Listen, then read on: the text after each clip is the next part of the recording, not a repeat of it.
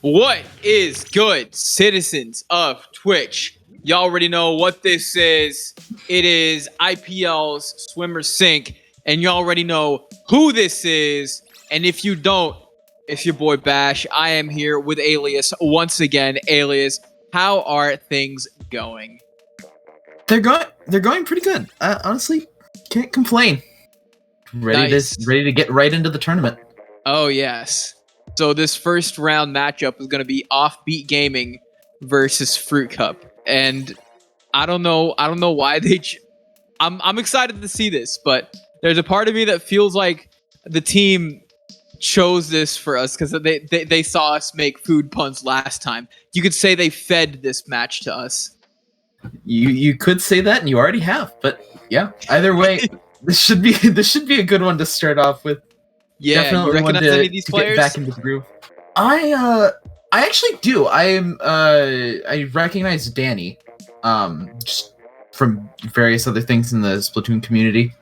I have played against him once, but outside of that, I don't think I've seen much of his gameplay. And then past that, everyone else is I can't get it. Shout out to Less Than 3. Much love to them. But yeah, no. If the maps are the same as they usually have been, I think we're starting Splat Zones on Anchovy Games for the first match. That is, in fact, correct. Splat Zones on Anchovy Games. Actually, a pretty decent place to start, I want to say. Mainly because, yeah, it's that king of the hole type setup. It's a good way for you to test different weapons compositions, see what sticks, because there are so many different areas that you can operate with so many different ranges. From the corridors where everyone spawns to, if you're going to try to push ahead and harass the other team and prevent them from advancing, to the hole itself, where you've got the medium range engagements close to the zone, but you also got to deal with splatlings and long range chargers going at you with their long range on the vantage point. So it's just a juggle. We're just going to see what kind of playstyle these teams operate with, and then we'll get a good idea of who might have the edge during the next two matches and what the other team could possibly do to correct things. Yeah, this is a good set of maps to start out with. Like, this is a good set that you'd want to have going into a tournament after maybe not playing for a bit. But either way, I've never seen clams on Inkblot in my life, so that should be interesting. You haven't? I might have, but like not commonly. I usually see like towers and zones on Inkblot. But anyways, yeah, no, Speaking we're of getting a mix of weapons. Offbeat out here with the scope, while fruitcup gonna try to go closer range, gonna do a rush down playstyle with the end zaps and the tetras, getting their 5 servings ain't enough for them. They gotta work out too.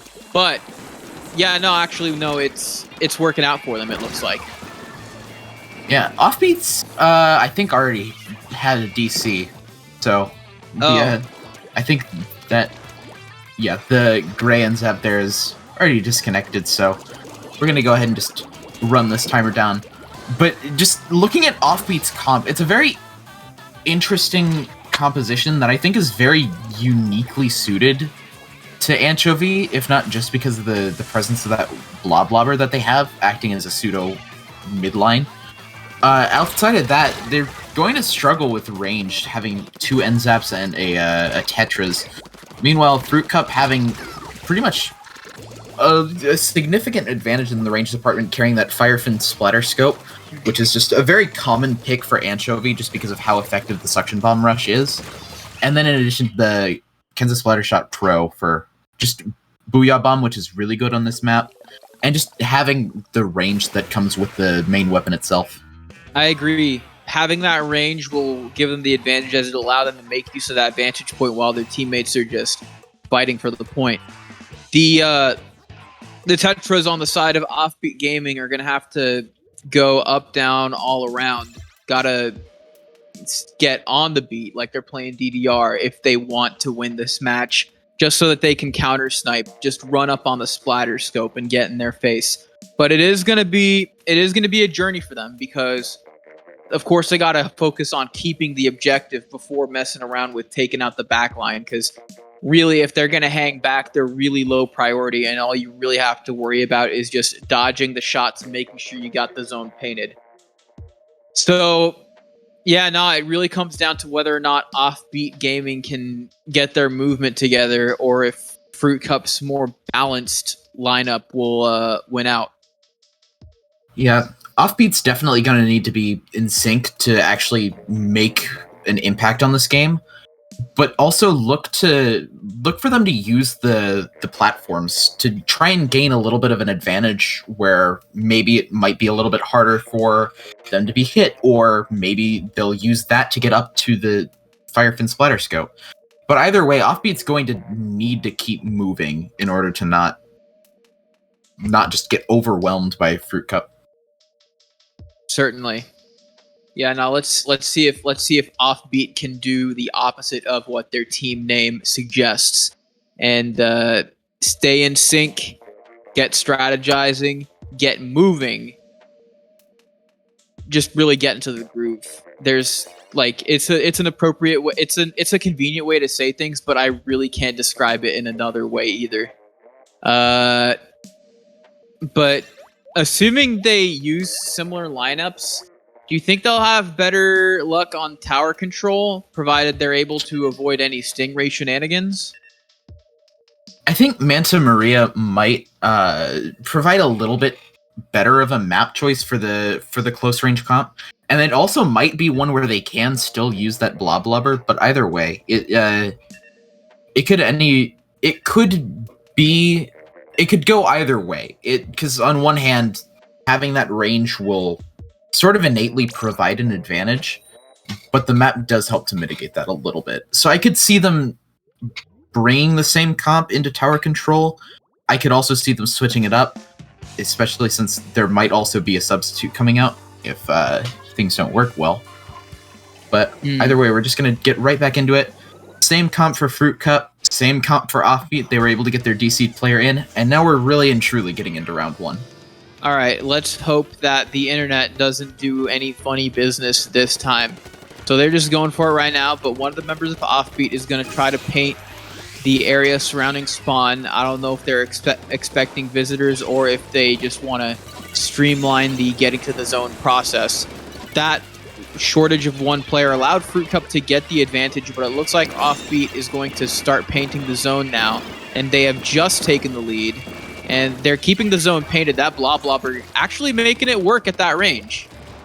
Yeah, like I said, it's one of those that's uniquely suited to situations like this where it can actually benefit from just being able to throw its projectiles down into the pit. I also like the junior keeping the tower, or the platform up to not have to deal with the blob blobber as much. But after that armor comes in, Fruit Cup is just able to go right into the pit and start taking control. And it looks like it worked out for them for a little bit, but that suction bomb rush going to come out from the blob blobber and immediately cap the zone right back. Yep, but it appears that Offbeat is they're rapidly recapturing. I think Pixie on the side of Fruit Cup is going to try to get in up close to try to disrupt the members of Offbeat Gaming. No more blob blobber for you, they're saying. And now Less Than 3 is going to try to join the party. having that long range with that Kensa Splatter Shot Pro after delivering a Booyah Bomb. Yeah, no, they're getting comfortable. They've set up camp at the zone, but it looks like Offbeat Gaming is going to try to ruin that like a grizzly bear walking into camp, and they have recaptured control. They've just been handing it off. Tuya, I believe that's how that's pronounced, just shutting down a missile and then trading with Pixie to get a pretty nice two-piece. Yeah, like you said, those Tetras are going to need to be all over the map for them to really make a difference and justify bringing the Dark Tetras over another set of dualies or even a different gun in general. And so far, it looks like they're doing it. Offbeat starting to get their specials in coordination, which is something that I noticed they were struggling a little bit with earlier. But Fruit Cup responding with specials of their own, the Suction Bomb Rush and the missiles coming out, neutralizing the zone. And they'll take it after a couple of fights go their way. Offbeat taking it right back, but the penalty has been applied. Yeah, Offbeat Gaming really thinking they could walk out without the penalty, but Fruit Cup just said nope. Aggressive splatter scope position. Out here doing the objective sniping. Are we playing Battlefield 1 right now? This might be cool. Like, I gotta give them chops for moving up with the splatter scope. Gotta be careful about those auto bombs though. Those little things can be annoying. Making use of the armor, gonna try to intercept the dodge roll from the Tetras, but gets cornered. And now Offbeat Gaming is going to try to reduce their penalty even further and try to regain the lead. Yeah, the team wipe coming in will definitely help that. I can see why Cat wanted to move up, with the Blubber being that threatening in the earlier game. I can see bringing the splatter shot up, or not the splatter shot, the splatter scope up a bit to help mitigate that. But once the rest of the team went down, there was nowhere for Cat to go. And just like that, Offbeat has full control of mid and aren't looking to stop.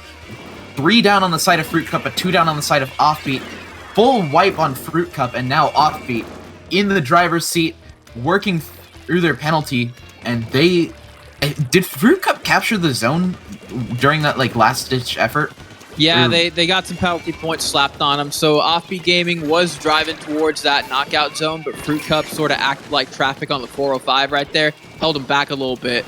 But it looks like they've just gotten rid of their penalty again. Now Fruit Cup is going to have to make sure they can keep this long-winded match alive still, and it looks like they've done so, slapping an entire 35 points onto Offbeat Gaming's penalty.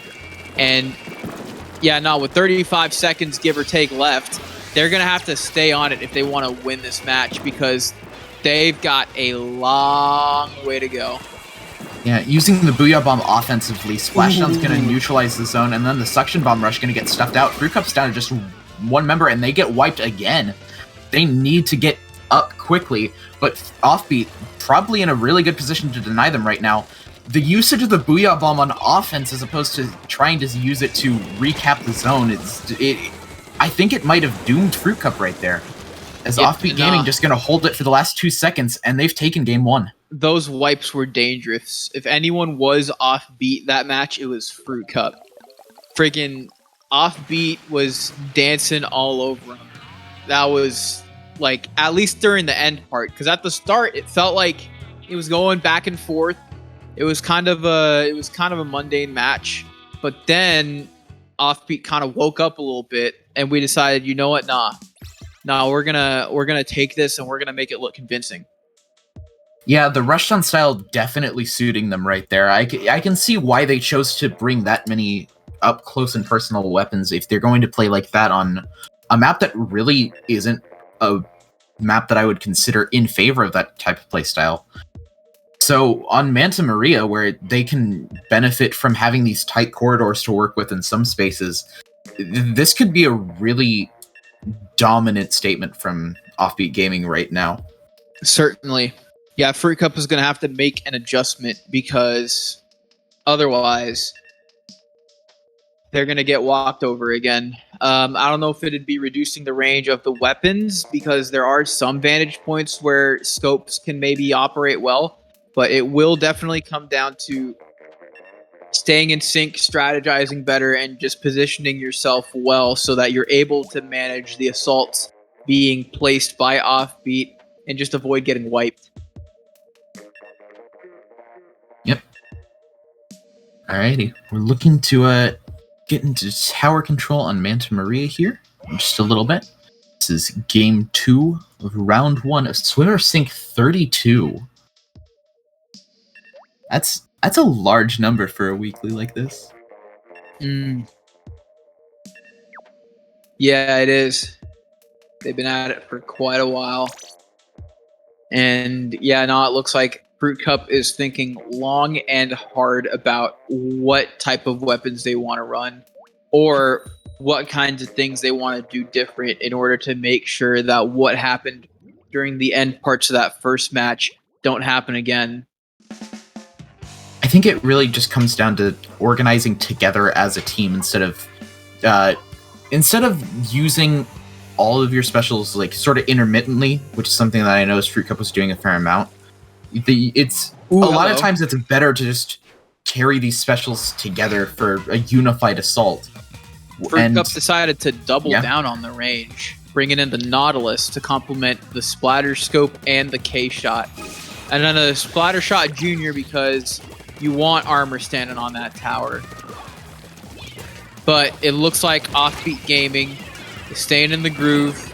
But at least it looks like they were. It looked like they were at the beginning. And we've got those bomb rushes that are helping things out in their favor, but it looks like Fruit Cup is going to put those first points on the board. And it looks like they're about to get that first checkpoint as well. Yeah, Cat just riding the tower, that very aggressive sniper position again coming into effect. It looks like Offbeat really is just relying on this Bloblobber to serve as their backline instead of bringing a more traditional backline in, which honestly for their composition I can kind of agree with, but it's not doing all that well against Fruit Cup right now. Oh, wow. Offbeat does temporarily take the tower, but loses a player in the process. 2 down on the side of Fruit Cup to make that 3, and Offbeat has successfully fended off this last push. Only the Splattershot Junior alive, and I believe they probably jumped out. But yeah, props to them for staying on it and just keeping the attack on, timing the specials perfectly, making sure the shots were on target. 33 points is a lot, and Offbeat Gaming would do really well if they were able to match that on their first push. I don't know what the vibes are. Fruit Cup really turned up the tempo. Maybe it's the ink color, because it ain't just a Fruit Cup anymore. They're looking like a cup of Trix yogurt right about now. I think I've ever had Trix yogurt. It's good. I wish they still made it, but besides the point, Pixie trying to go in on the attack, but it looks like they're letting Offbeat Gaming take the tower for now. Not the best position. Want to dodge the missiles, maybe make them think it's not going to be a lot of a battle, but then just ambush them at the corner. It doesn't look like too many of their players are out. The bomb rush might make things inconvenient for Fruit Cup trying to retake the advantage, but they actually were able to stop the tower just a little bit, getting onto the second checkpoint rather. 51 is still a decent amount of points, but when Fruit Cup makes a statement like that, you've got to step it up. Yeah, and now one of the problems that Fruit Cup has had a little bit this game is the Nautilus hasn't had time to get set up. But with that brief lull in the action, the Nautilus was able to get set up, but at the same time it let Offbeat jump back in. Dan's still alive on the far side of the map. And just like that, Offbeat's right back on the offensive, taking out the Nautilus and the Firefin. And Offbeat's just continuing this push. They're going to reach checkpoint 2. Yep, let's see if they can take it this time. Yeah, now that bomb rush is helping lots. Oh my goodness. Yeah, Offbeat popping all their specials at once, 10 missiles and armor coming out in addition to the auto bombing rush from the light Tetras this time. And they've taken the lead. The Booyah Bomb has disrupted them, but they've just gotten right back on the tower. That Slosher going to work. It's actually doing overtime, more like. And oh wow, 10. Oh, the super jumps. The super, and is that gonna be it? Is that gonna be the knockout? It is. It is. Offbeat Gaming has done what Floyd Mayweather failed to do a couple weeks ago. It looked like he was out for a good bit there. But either way, Offbeat continuing to overwhelm Fruit Cup. At the end of the game right there, only the the Firefin and the Nautilus were left alive, and that's not the comp that you want in a up close and personal last ditch effort skirmish. Neither weapon with enough time to set up, and that ends up sealing game 2 for Offbeat. They have taken the set 2-0, but this is a play all 3 since we are still in first stage of Swimmer Sync. So we are going to see clams on Inkblot. So fruitcup still has a chance to take a game in this set, but Offbeat taking the set. Yeah, I mean, fruitcup did have us in the first half. We actually thought that we're gonna go somewhere with that, but Offbeat just rallied themselves. They decided, you know what? Let's just gather all our specials together and just go right at it, and that ended up succeeding. Now we're on to Clam Blitz, which is more of a back and forth type mode.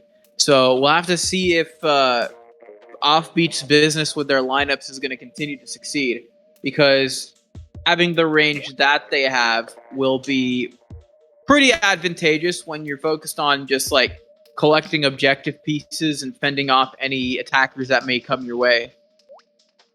Yeah, the one thing I'm wondering about Offbeat's comp for this map specifically is I think they're still going to bring the Bloblobber just for being able to throw the bubbles down into the pit. But I'm wondering what their plan is for getting to Fruitcup's basket, because normally you'd see like a special that can be used to assist with that. Normally like a bubbles, sometimes an ultra hammer, missiles to drive away, booyah. There are a lot of options, and I'm very curious to see how Offbeat's going to approach this. They have the Booyah Bomb with the... Or no, that's Fruitcup. Fruitcup has the Kenza Splattershot Pro.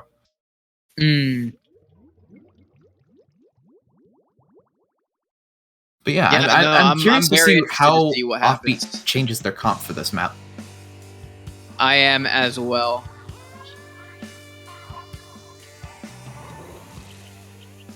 Alrighty. Fruitcup continuing to be a little bit aggressive. Offbeat actually bringing out the Nautilus, a Kenza Octobrush. I did know Dan plays that, actually. Continuing the Bloblobber and Splattershot Jr. Still not really a long-range comp. They're going to bring in a little bit more range as the Bloblobber goes down right off the bat. But they do have that Ultra Hammer. Yeah, that Nautilus versus Scope battle is going to be interesting. I always figured that, like, there's not too much range, so a good Splatling would probably win these types of engagements in an ideal environment. But if you've got someone wearing the Scope really well, snapping to them like an aimbot, it might change things. Right now, the sniper on the side of Fruitcup seems to mainly be focusing on painting for whatever reason, as Offbeat Gaming has easily secured clam advantage. One more to being able to get a power clam, but I guess they're waiting on... Oh, but Fruitcup has actually messed around and gotten the power clam just to lose it.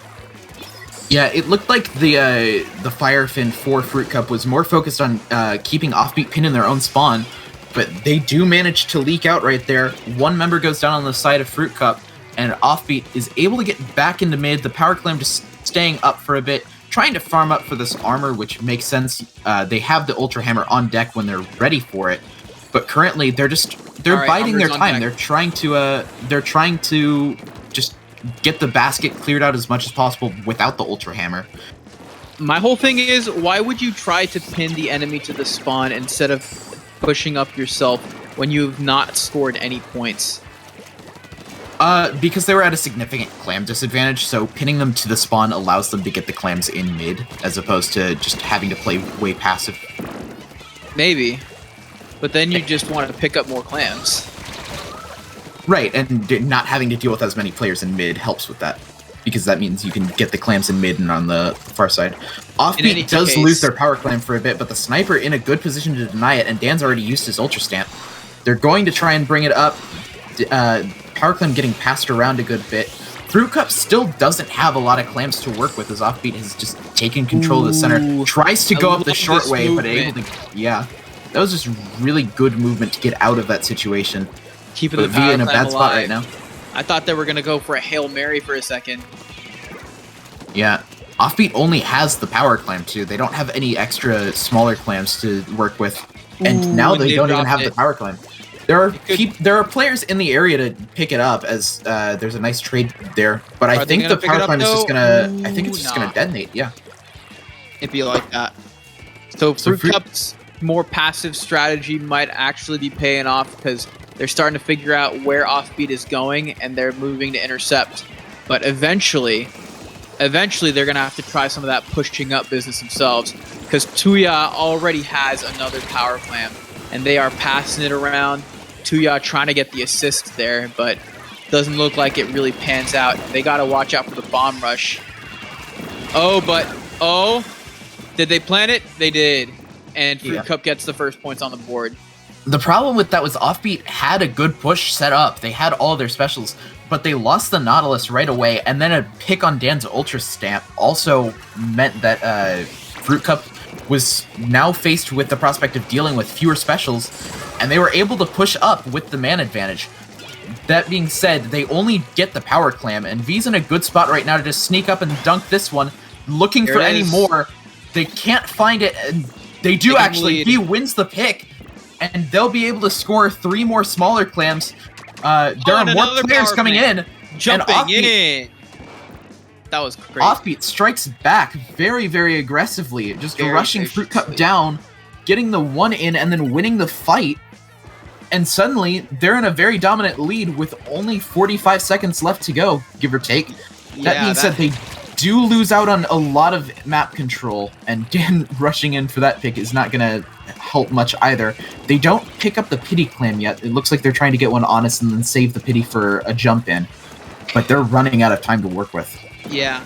Though I was criticizing Fruit Cup for moving too slowly, maybe the first time they pushed, Offbeat moved a little bit too quickly, and not waiting to like regain their specials and regain any lost players. But with that second push, they were taking really good advantage of the situation they were in and just slipping through the cracks. And now Fruit Cup is on the back foot. We will see if they're able to time their push correctly. It doesn't look like they're going to get that power clam back, but they are keeping the power clam that they have alive. But how long are they going to be able to do so? Now Offbeat trying to push him back as far as possible. Are they going to plant it? Yes, they are. But that gets shut down. Now they got to make sure that Fruit Cup does not add any more power clams, letting that other one blow up. And that is the end. Beat getting a dirty 30, as I like to call it, to take this round 1. Alrighty. For a team called Offbeat, they really seem to know exactly how to move and how to stay in sync, because that was really good teamwork. Maybe they had trouble sort of getting up to speed at the start of those matches, but they always figured out how to correct themselves and then just how to shift the tempo in their favor. Very well done to them. Good effort to Fruit Cup, though. They had their moments, too. Yep. Offbeat just doing a really good job of playing to the tempo of the other team. But speaking of other teams, we're just going to jump right into round 2. Okay. We got Tuki versus Summit. I do not recognize either of these, but I will say I like Tuki's profile picture. They got the frog with the bowler hat. Man's just styling. I recognize a few of these players. I know Havoc, because we've worked together on Squid Junction before. Roundy, a very good, usually armor bot in their own right, but definitely cracked on the Splattershot Junior. The name Tuki sounds so familiar, but I can't place it. Oh yeah, but either way, this should be a very good before. Roundy's definitely got it going on. Q is a Charger player, right? I think. I haven't seen Q, but no, I know Roundy. I enjoy their offensive exploits, like you said, crazy on the Splattershot Junior. So I'm looking forward to seeing more of that, especially as we're going on to Rainmaker on Blackbelly Skate Park. This is the 5-second or 5-year match map, so we'll have to see if any of them outright dominates the other, or if they're just going to have to get their popcorn and soda for this, or just any provisions, really, because this could very well take a while. Yep. What kinds of specials do you think we're gonna see? Black Belly is usually like the quintessential Stingray map. I know quite a few people like to play custom Jet Squelcher on this just because it's a little bit more maneuverable than some of the other like backlines that you might see. Sloshers on Black Belly, I swear Sloshers are like the only group of mains that are like, yes, Black Belly is good. We want more Black Belly. Everybody else is just like, the maneuverability can be a little bit of an issue on this map. But either way, we're going to go ahead and see what weapons they choose to bring here as we just get right into Game 1 of Round 2. Yep. Summit bringing a Bamboozler, which is an interesting choice. Roundy actually going to be sitting this one out in favor of Havoc for the, I think that's the Vanilla Slosher. They also bring a Tentatek Splattershot as well as a Splattershot Junior. Actually, I think Roundy is sitting this one out. And meanwhile, on the side of Tuki, they have the Kenza Sloshing Machine, which is a nice pick just for the raw damage output. They do have that Stingray, though, and that will help. The splashdown from the Kenza Sloshing Machine also going to help. The Nautilus, in addition, I'm not sure how much I like the Nautilus pick, just because for this map in particular, maneuverability is an issue, and you want something that can paint the ground under you real quick. And the Nautilus, it can paint, but it's not necessarily your best weapon for painting. But on offense like this, the Nautilus can be a big threat. The Rainmaker, nowhere to go, though. Missiles shutting it down right off the bat, coming out from Havoc's Slosher. Yeah, but those Tuki missiles just managing to hold on very well. Nothing to mess with. I like seeing these specials being used for defensive purposes, but eventually I'm wondering if we're going to see some specials running on offense besides the armor, of course, because maybe we could see some counter special play, because eventually one of these teams is going to want to push further than the 60 mark. We see the missiles come out prematurely, as well as the Inkjet and a splashdown. Q waiting for the right timing to get on their own Inkjet, letting Pony take the Rainmaker, and now they're going to try to move up, maybe clean house. But the Stingray comes right on Q, but Q, the player, just dipping and dodging just to run into Goss. Is that how you pronounce that? I don't know. But anyways, yeah, it looks like Tuki's going to try to flank, and that would be good if Summit wasn't ready to meet them. What I'd do if I was one of the members of Tuki is have a player sort of reserved for sort of taking the outside line, just so that they could serve as a diversion or a distraction. But it would probably need to be someone with a offensive special on deck. Just maybe have 3 of those players move in, and then have the Inkjet coming out on the other side, raining fire from all sorts of crazy corners. That'd be a good way to sort of cause an opening and give Summit some trouble. But, Summit getting better at dodging those Stingrays. We'll see if they can actually push past the 60 mark this time. Yeah, Leon with a lot more room to maneuver that time. Tuki actually managed to take the lead on that push. They did just run up and get enough area. I really liked the usage of the splatter scope there on the front lines. Just they were able to get into a really annoying position for Summit to deal with, and that let the Rainmaker just dart forward a little bit. Goss trying to find this pick, can't quite escape as the Inkjet from Q going to take them out. Summit now trying to push up on their own. Still a minute 45 left, so plenty of time left, especially in a map in a mode like Rainmaker, and especially on a map like Blackbelly. But Summit does need to have an answer quickly. Stingray going to come out. They're trying to find these extra picks. The Nautilus managing to escape right there for just a little bit before they die to the Tentatek. Tentatek finds another one, looking for a third. Q trying to find an opening for Leon to push up. They actually have found one. Oh my goodness. It looks like Summit are going to take the lead right here. Oh yeah, they've taken the lead. Oh, they've lost it just by taking a little bit. Yeah, nah, that was crazy. And it looks like they're not done yet. They're bringing out all the specials. Got to make sure that Charger doesn't lose their Stingray. Otherwise, Tuki is in a little bit of trouble. Better yet, if one of the members of Summit is able to take out the Stingray, that could work towards their favor. But it doesn't look like that. Oh no, they're just dipping and dodging. Is they're like, yeah, we see your splatter scope. Boom. That's not going to do anything for us. Because, they figured out the special game. I mean, there were some good moments. Like, after one of the carriers dodged the Stingray, Goss just hit him with the Stingray, just going, oh, you think you're safe? Nah. Nah, my friend. Nah. But after that, Summit just continuously learned, just got gradually smarter, read the specials like a book, and then just slipped through and planted that thing. Yeah, it also helped that apparently they were at a little bit of a man advantage that I don't think either of us noticed. I think that there was a DC. Could there have been? A little bit, like, towards the last part of it.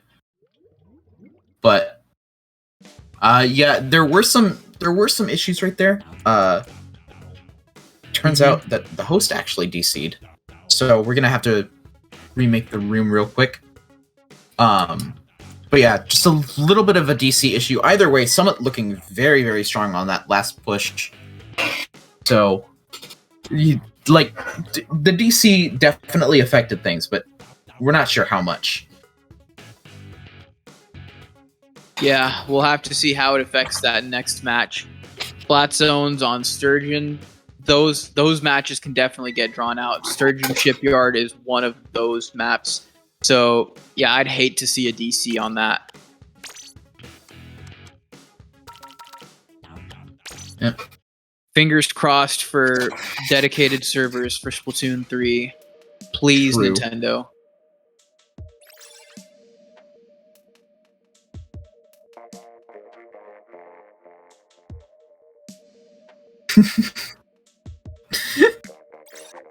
For a streamer chiming in for a quick word. I don't know. Hopefully they at least figure something out. Who knows? Yeah. Speaking of figuring something out, hopefully the players can figure something out really quick. Summit was able to figure out Tuki's more defensive strategy really well at the end right there, even with the DC. I think Summit had a lot of momentum going into that final push. As evidenced by the fact that they were able to continue to keep it going even after it died out initially.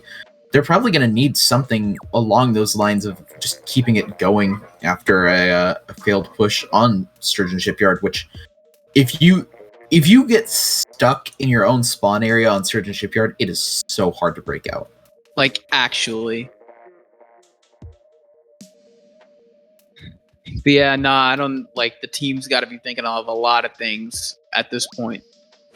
Their lineups, their connections, the specials, the cocktail of specials that the other team is probably going to run, everything. But let's get into it.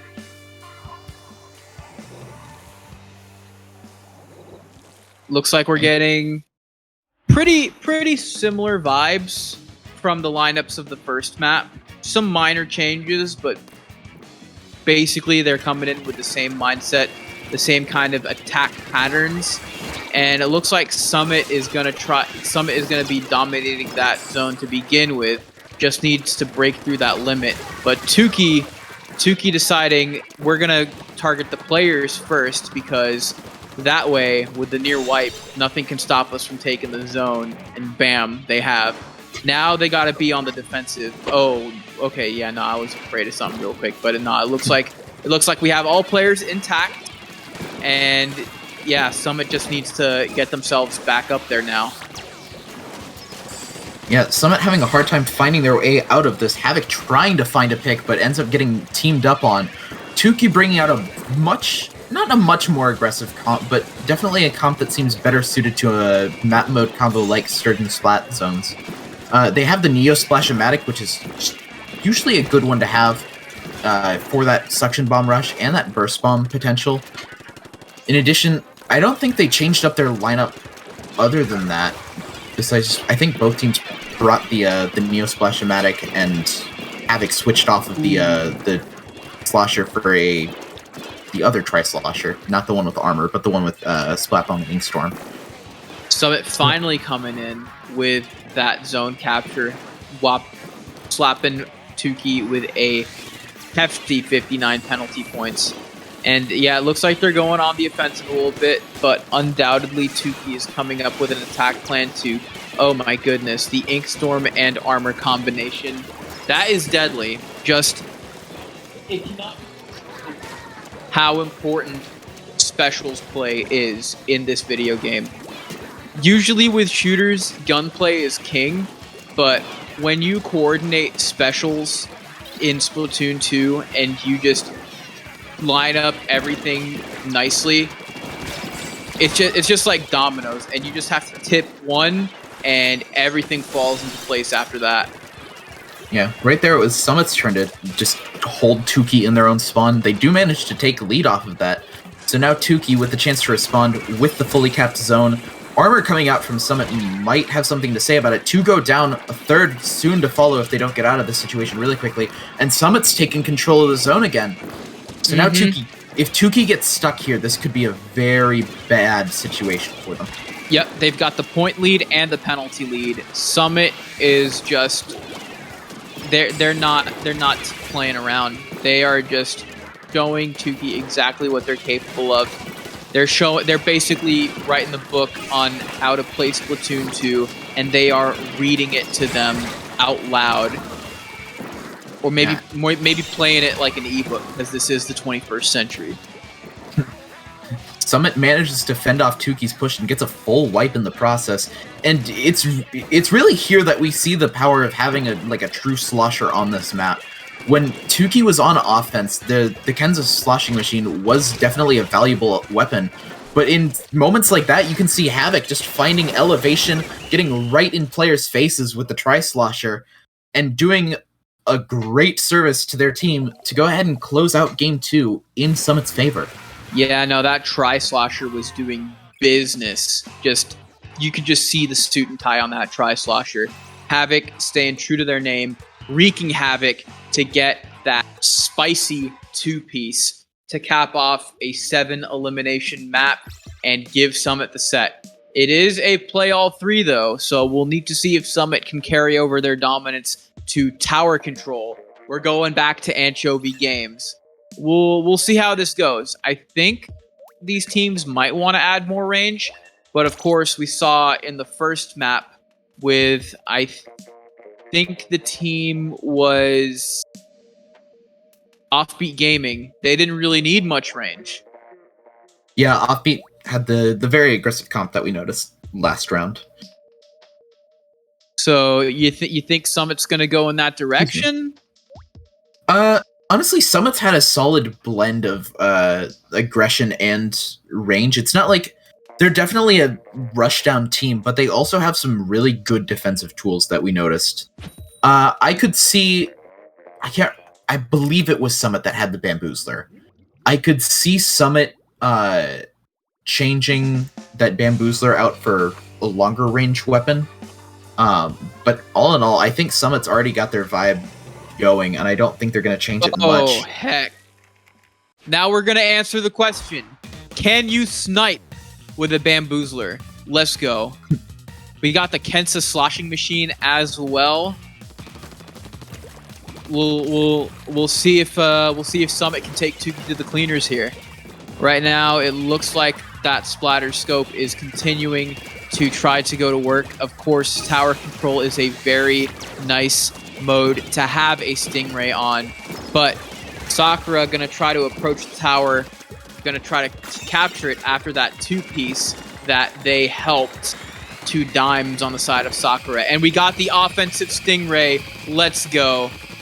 Scope close to the center of the stage, and it looks like Tuki is going to take checkpoint 1 nearly uncontested, as Sakura's teammates are just playing with Summit at this point. Yeah, well, right now Tuki's push does actually stall out a little bit. They lose 2 of the members, and the splatter scope goes down a little bit after. So Summit managing to only hold them to 38 points, but still, Tuki with a very strong start in a game that it looked sometimes like they were a little bit low. But Leon going to go ahead and find 2. I'm not sure if that was with a. I think that was the missiles. I don't think the boozles had that much range. Yeah, And right now, they're pushing forward. Sniper trying to take out Leon on this tower, but they're unable to do so.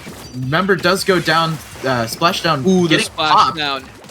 Havoc staying true to their name still, while Leon continuing to try to bamboozle the members of Tuki. Stingray going to be coming yeah, out. Mr. Z comes out with a Stingray once again, forcing Summit to push back a little bit, but we'll see how long it takes for them to get on. Havoc trades. And Honestly, I really like that trade. It makes it to where Tuki doesn't have that player going back into taking control of mid. And meanwhile, it gives a little bit of time for the rest of Summit to respawn. And Q already getting their special up. They're going to go ahead and just pop it. Not going to find much, but are going to take a lot of control. And the rest of Summit is right there to capitalize on it. Mm-hmm. And they're approaching checkpoint 2. They got the armor on as well. Leon popping the missiles, but no effect on target that time. The splashdown keeps things in play, though, as Havoc still has a bone to pick with the members of Tuki. I wonder what must have gone on. Leon going on just to get splash-o-matic, which is unfortunate. But yeah, no, Summit has just turned the RPMs all the way up to 9,000. You can just hear the engine just screaming at this point. Summit really said, yeah, no, we're just lapping y'all.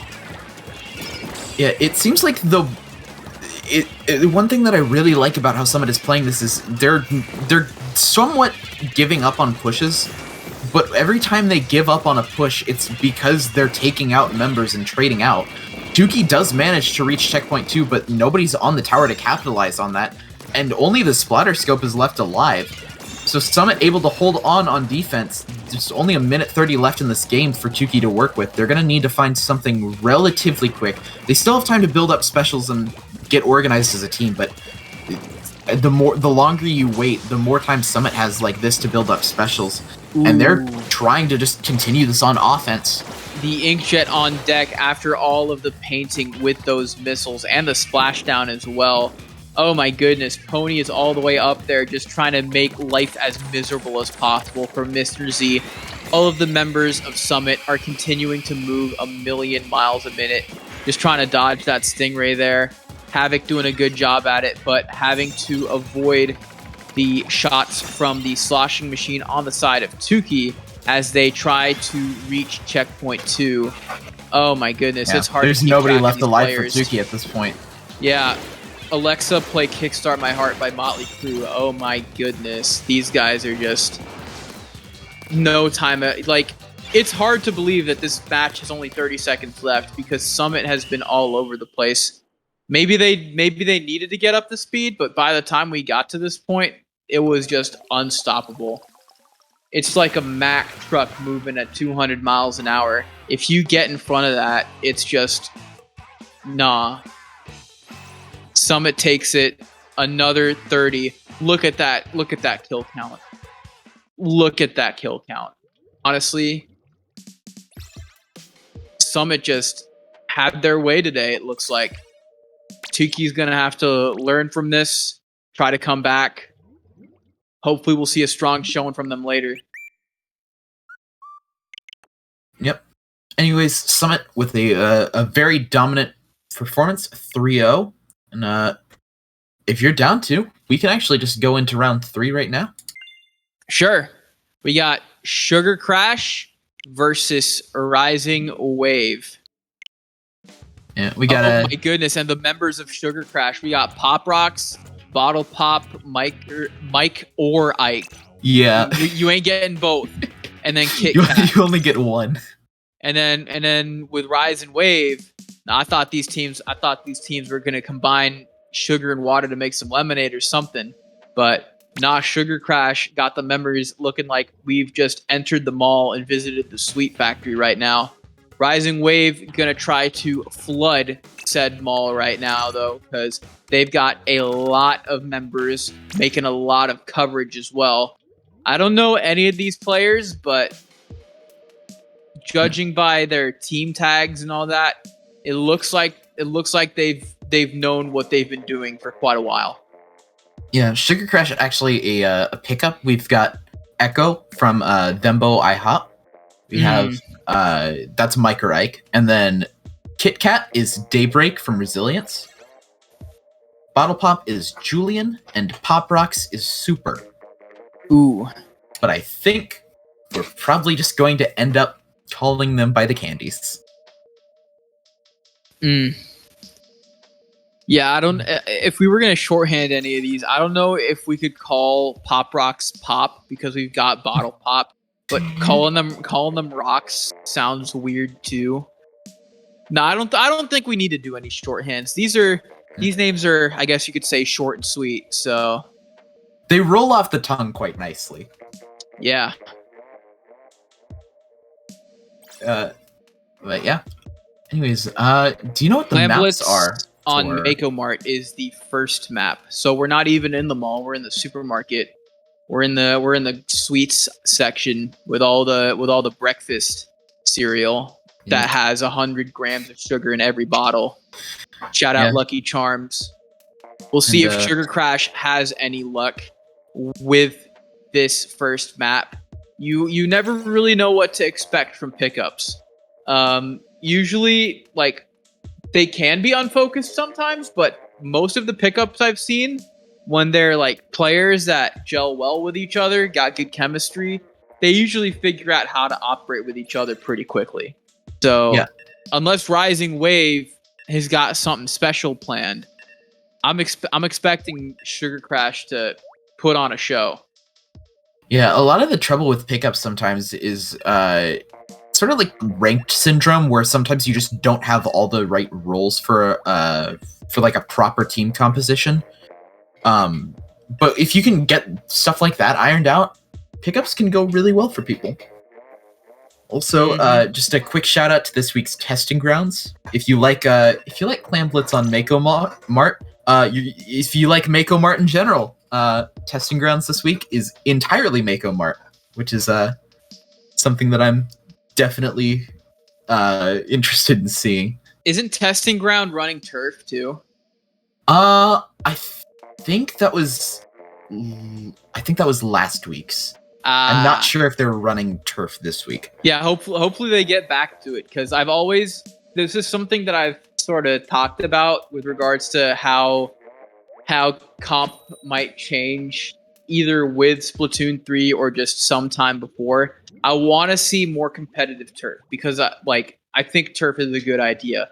Splat in its core is about map control, and turf is map control in its purest form. But anyways, grab your drinks, grab your popcorn, grab your Mike or Ike, because we're heading to the theater and we're watching IMAX in 4K, because this is about to be one poppin' match. More action than the Fast and the Furious right now, as we see the members of Rising Wave already getting that wave going. We see more blue than the ocean. They briefly had the clam advantage, but it looks like some of those engagements from Sugar Crash didn't end up too well. Yeah, Sugar Crash bringing out two Splatlings for this one. The ballpoint serving as the traditional backline, and the Nautilus more being an up close and personal Splatling at times. Pop Rocks on this ballpoint, going to just work to take control, more so just provide a good opportunity for the rest of Sugar Crash to get into mid. But currently, Rising Wave just keeping control of mid, not allowing Sugar Crash that much room, which on a game mode like Clam Blitz is really important. Yeah, no, I like their painting, but eventually they're gonna have to move forward. Oh, because they've got two power clams and they've scored one. They're about to get the other in, just like that. At the ballpoint going down at a terrible moment for the rest of the team. Rising Wave able to get quite a few clams in before they go down. Only the Bamboozler left. They're going to go down also. Full wipe on the side of Rising Wave. Sugar Crash now has an opportunity of their own, trying to get a power clam ready. Going to die in the process, though. Kit Kat in a bad situation right now. They're left all alone, and they have to retreat. Yeah, we'll see how Sugar Crash responded, because surely that first push from Rising Wave actually left them a little bit salty. because frankly, that offense was harder to chew through than a now and later. But yeah, Pop Rocks is pushing back, just waiting for the moment to crackle onto the end zone right here. And we see the missiles coming out from Rising Wave. They are just starting things off with a splash, and they want to keep that mood for the rest of the match. Pop Rocks should just pass at this point. Or are they just waiting for... Yeah, no, they've got 2 power clamps in play. They're probably just gonna... Oh, no, 3, actually. Ooh. Yeah, they can't get the 3rd one, though, and that will cost them the opportunity to lead. Rising Wave bending, but not breaking right there, as the sugar does not quite crash around them. Instead, Rising Wave now with an opportunity to take control of mid yet again. They have 16 clams between the 4 of them already, and it looks like they might be trying for another push on offense. You can see the clams being passed up here. As Cam and the rest of their team try and find an opening, looking for a quick pick. The Tri-Slosh are going to find one on Bottle Pop, and Rising Wave, it's just, they don't have enough members for this push. Yeah, I mean, they still got their power clam in play, but yeah, no, or do they? Yeah, no, they still have one, but they've let Pop Rock score again, clearing out that penalty. They just got to make sure that they don't score any further. Yeah, no, maybe this is... Oh, yeah, because that's 3 down on the side of Sugar Crash, so that's allowed them to make more ground. Yeah, no, I kind of like this. They're sort of letting them score, but the good thing is that's allowed the engagements that followed allowed them to get a positional advantage. So they're on a different level of strategy right now. Going to try to move with the bubbles, and Rising Wave just allowing to get that double power clam in with a 3rd well on its way. The curling bomb providing the path, and there it is. 11 to go, 8-5. They could actually go for the KO, and there it is. Nobody left to defend on the basket side. And Rising Wave takes that fairly convincingly. Yeah, nah, Sugar Crash thought they were going to break Rising Wave like peanut brittle, but Rising Wave turned out to be more flexible than Twizzlers, because they did the... Because usually you think letting the opponent score is bad, right? But letting the opponent score, but not more than you, but leaving them vulnerable to getting wiped, and then following up after that, genius. It's almost like a retake scenario in more traditional shooting games, where Sugar Crash was able to work towards the objective for a little bit, but Rising Wave was able to sort of like collapse in on them and prevent them from actually completing that objective. 100%. Kind of like domination in COD, where it's like, yeah, you can capture all 3 of the points, but it's better to leave one of them to the other team, because they're just going to spawn close to that, and you know where to trap them. It's lost on me, since I've never actually played COD. But anyways, I will take your word for that. We are going back to Rainmaker, but on another grindy map, this time Manta Maria. With the way Rising Wave has been moving, they must be feeling pretty confident about this. But if Sugar Crash makes some good changes, they might be able to bounce back. Yeah, there was definitely a lot of potential for Sugar Crash in that last game. It just came down to execution. I think if they can get the execution a little bit tighter, then we might be able to see a more competitive game here.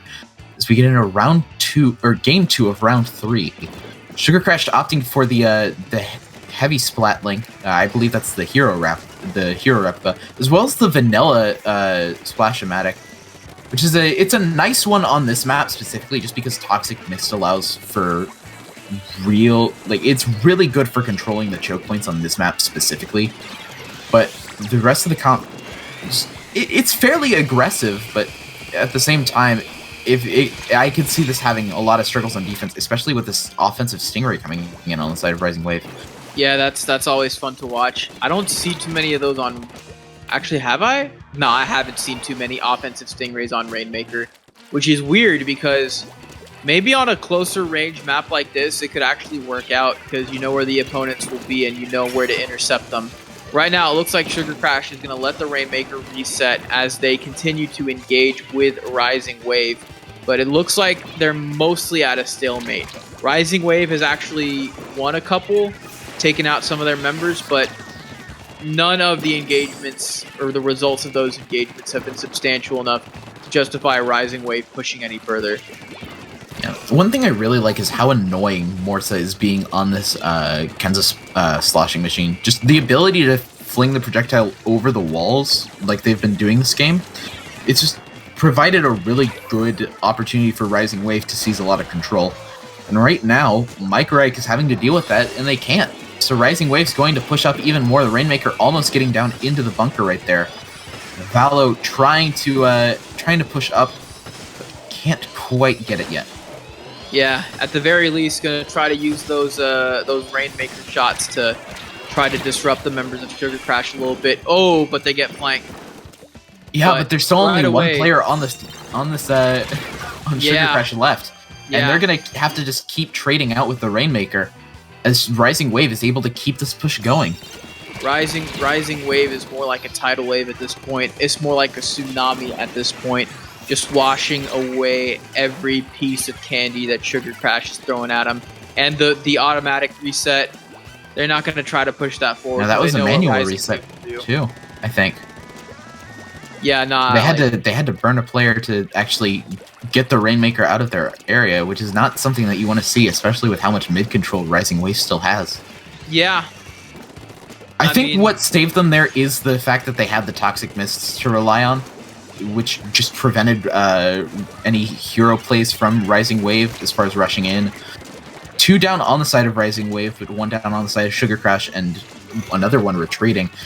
Sugar Crash just isn't in a good position right now to do much of anything. They do force a jump out, and they do get another pick, but the jump out only goes back to mid, and they still don't have enough control of mid to actually push up. Yeah, when you make a good point with that Toxic Mist as well. Especially when you're playing a great shot from Kit Kat. Oh, and the Stingray to follow up. And just like that, they actually have a push going. Yeah, They're in the bunker already, but they lose 2 members. I was gonna say, against a team that moves a lot, area denial is a very good strategy, and I was gonna suggest that Sugar Crash just use their tools to put Rising Wave in a disadvantageous position, or a position where it's really easy for them to make mistakes.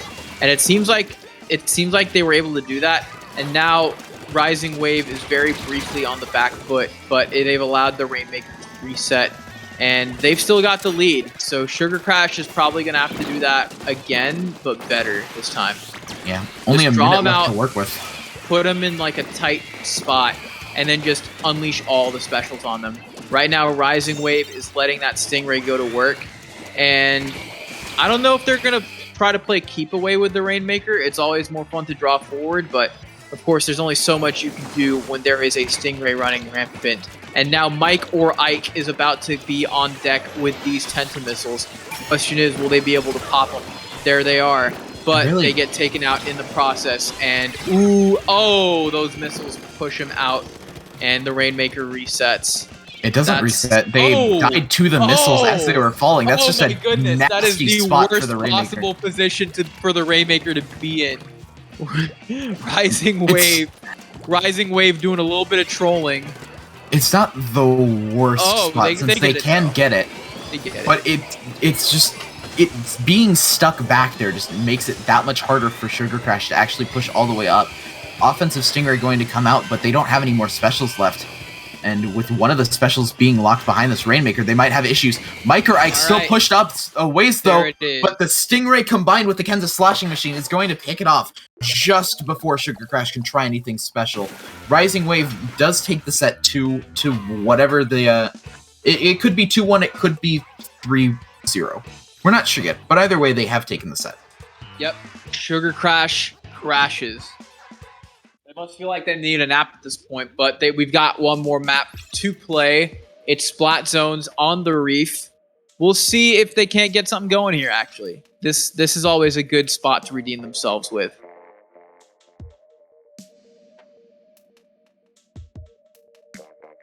What kinds of specials and what kinds of weapons do you think we'll see here? Do you think either of these teams will make any changes? To see just some minor changes, as everyone likes something different on this map. There are a lot of different ways to approach it. I could see the Kansas Slashing Machine staying just because it's a fun one to play on the reef, just because there's a lot of places that you can hit that other weapons might not be able to. Yeah. But for the most part, I would expect both teams to just stick with what they're comfortable with.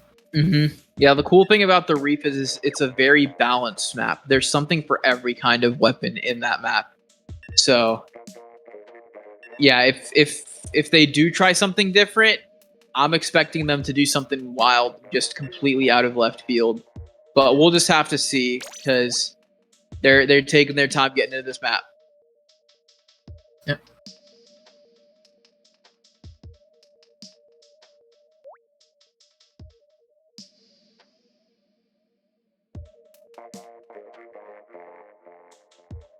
Whew.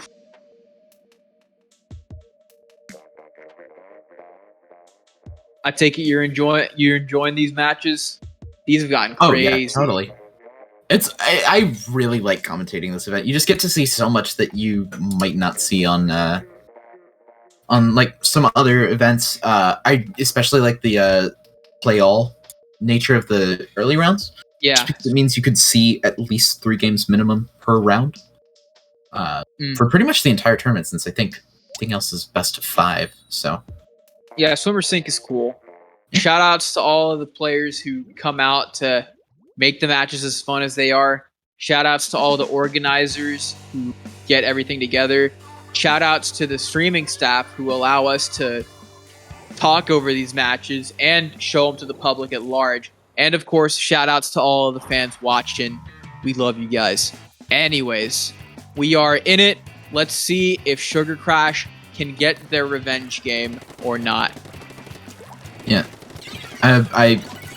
It's not going to matter to like anybody else, but I really like the dual king flip meshes on Sugar Crash right now.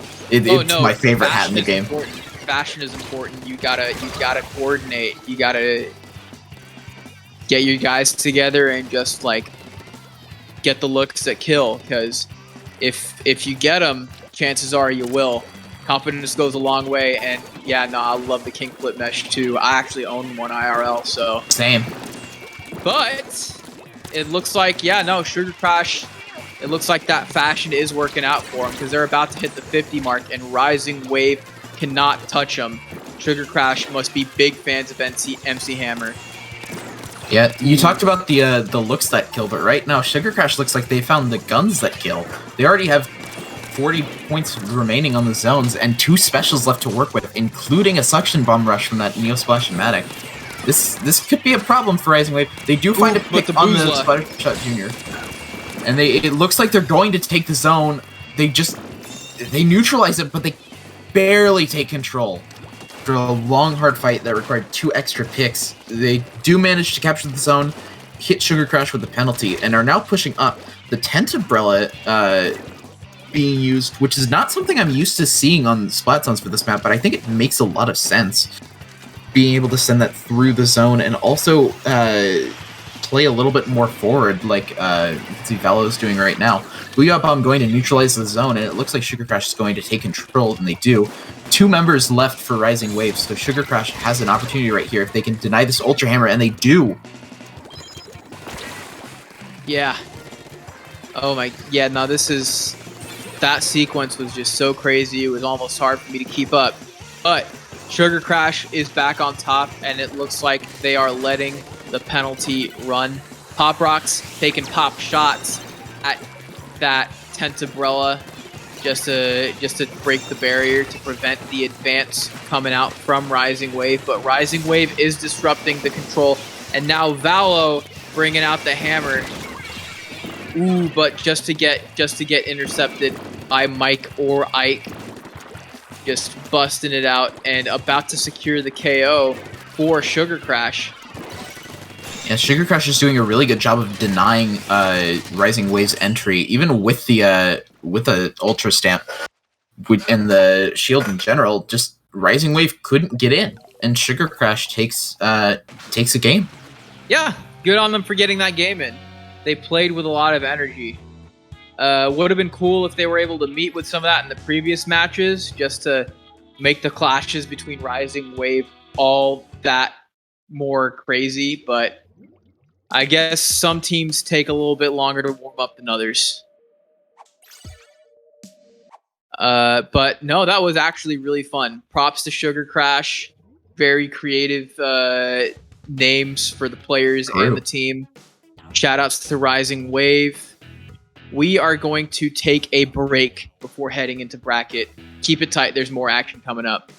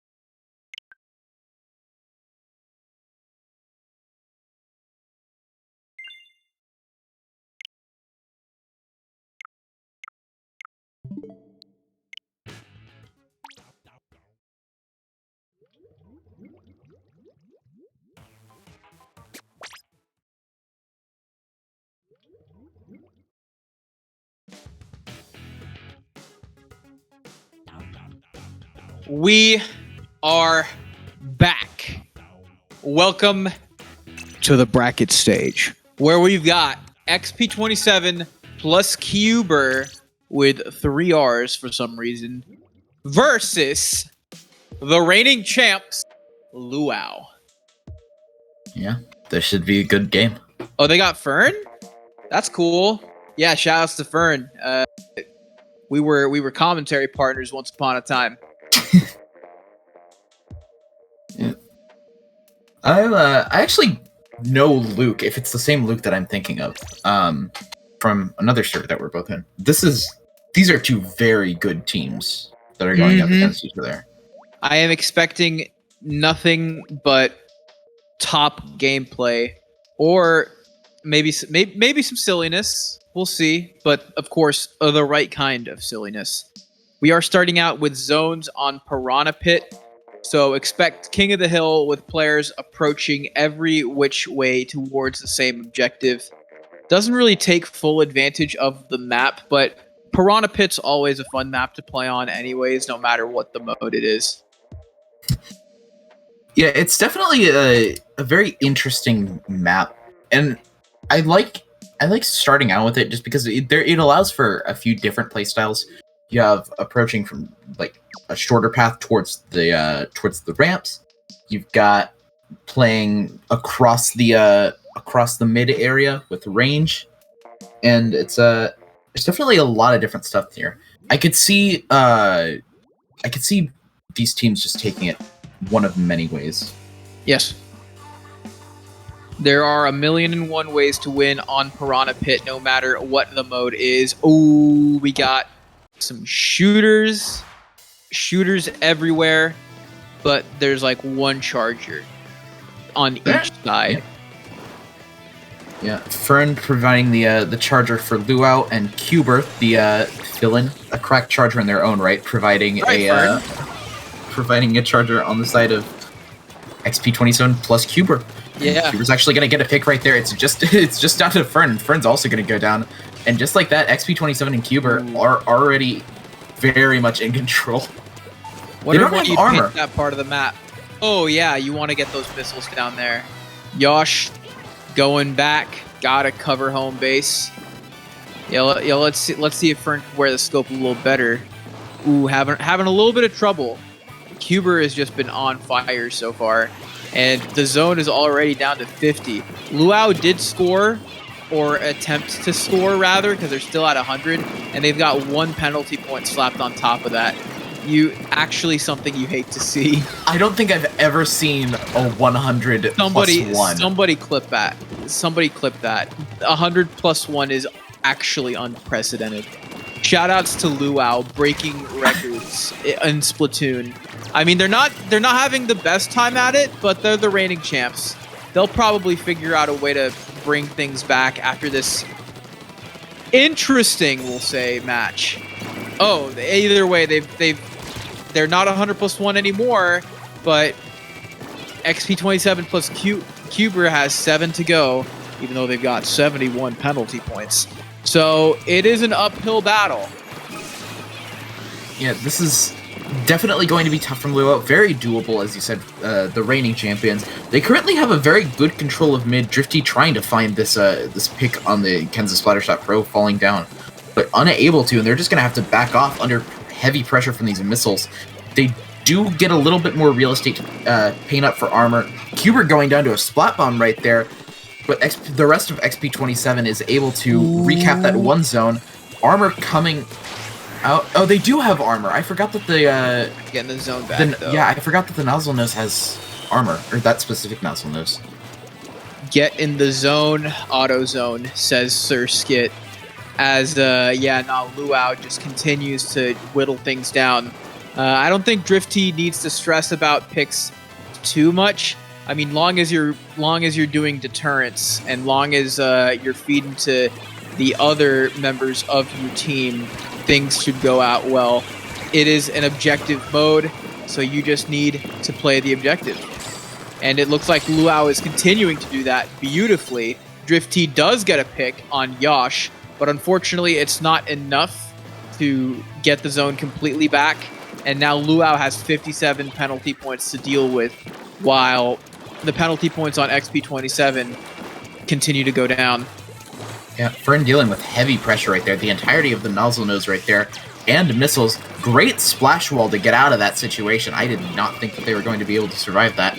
And now the suction bomb rush to try and retake the zone. Only 39 points, but as I say that, the penalty points go up to 63. Let's go, Fern. Yeah, Luau in a very manageable position, but not if they keep losing players like this. Luke finding one with the Kenza shot. I mean, Luke they were just out for blood. They were doing good with the engagements previously. Then they sort of messied up a little bit. They need to clean themselves up and get themselves back in the game. Yeah, that's it, Drifty. All you need to do is cover base. XP27, of course, rallying themselves as well. And surely they've got something planned with that armor. We'll see if they'll put themselves in a position to seal the deal, or if they'll allow this win to slip through their fingers and into the hands of Luau. 50 seconds left, so anything can happen. Yeah, I don't even think it's necessarily that one team is like that much of like a better team than the other. I think it's just they're doing both teams are adapting to each other's playstyles so quickly. It's actually crazy to see. The only problem is Luau just wasn't able to adapt fast enough, and that's how XP27 plus Cuber got it all the way down to 7 regular points left. Yeah, I don't know if it's Luau not playing fast enough, but I feel like there have just been some moments where they've just been playing a little sloppy. And it's not even that they're playing too slow. It's just XP27 is doing a really good job at countering Luau's aggression, and Cuber is doing a good job at countering everyone else on the field. Oh my goodness, Cuber really said 300 confirmed kills. My goodness. They just wanted to get the penalty points down all the way, ending with 7 points left and I believe 0 penalty points. Way to make XP27 and Cuber take game 1. But Luau put on a good show. That cannot be overstated. Luau is still in championship form. Even though they're on the back foot in maps now, no doubt they've got a plan to bounce back with Rainmaker on Blackbelly Skate Park. But before we talk about say again? Yes. But before we get onto that, I just want to shout out Luau one more time for showing us that beautiful 100+1 on the scoreboard. That was awesome.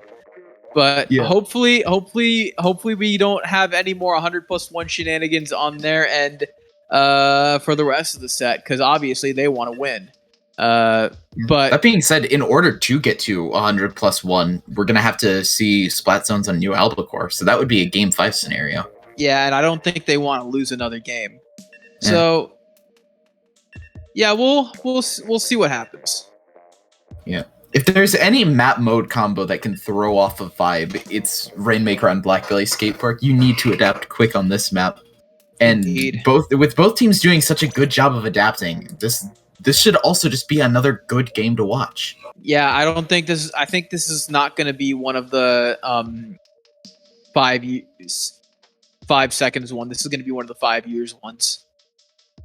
Because with the way these teammates just adapt to each other,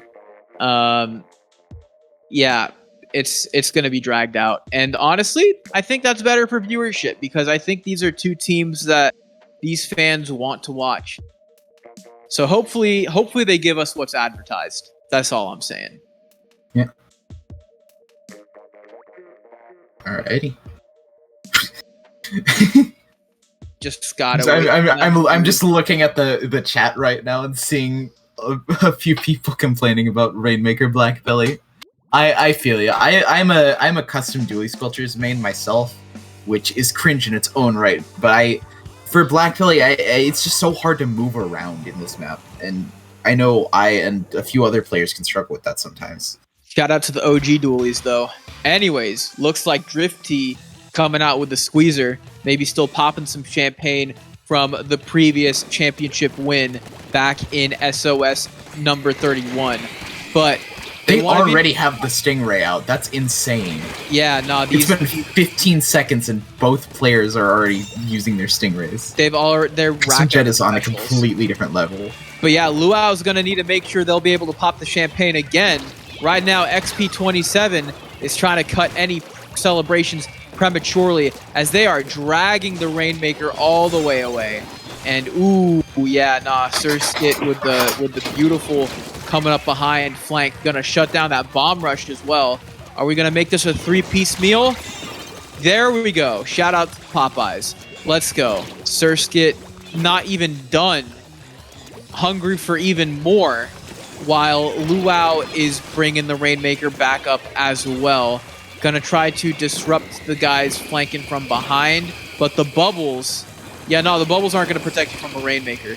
So they've almost taken the lead. Now they just gotta make sure they can keep that momentum up. But I will say, XP27 and Cuber are not gonna make it easy. Yeah, both teams playing incredibly fast comps right now. You just have the custom Jet Sculpture as a backline on both sides. And then past that, it's just all hell breaking loose. Both teams also bringing in Neo Splash-O-Matic for that, just that really quick kill output and the Suction Bomb Rush. Very good for taking area control on this map. XP27 also having the 2 end zaps. Meanwhile, Luau opts for the Foil Squeezer and the Carbon Deco, or the Carbon Roller Deco, which is really good for this map in my opinion, just because of how wonky some of the geometry is. It can be really easy to sneak up and find kills. Luau trying to push up some, but is going to be denied. 2 players down on the side of Luau, and XP27 and Cuber have a good opportunity to take map control right now. I don't like that bubble placement. I don't know what they were trying with that. But either way, this is still pretty close. Both of these teams, as you are saying, are moving a million miles a minute. This is like the Formula 1 of Splatoon matches. We're seeing Ferrari and McLaren going around in Monza right now. This is great. Cuber trying to pop the bubble, but Luau said, nah, let us handle this. And they're moving towards the Maker. They are staying on the offensive. They are so offensive. We need to start calling sensors right here because this is a kid-friendly stream. I just realized Luau doesn't have armor this time.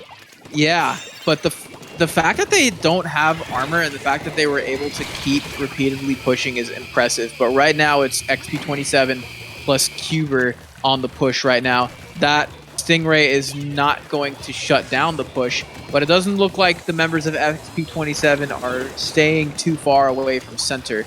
So I don't know if they're playing keep away. Maybe they're trying to time things right.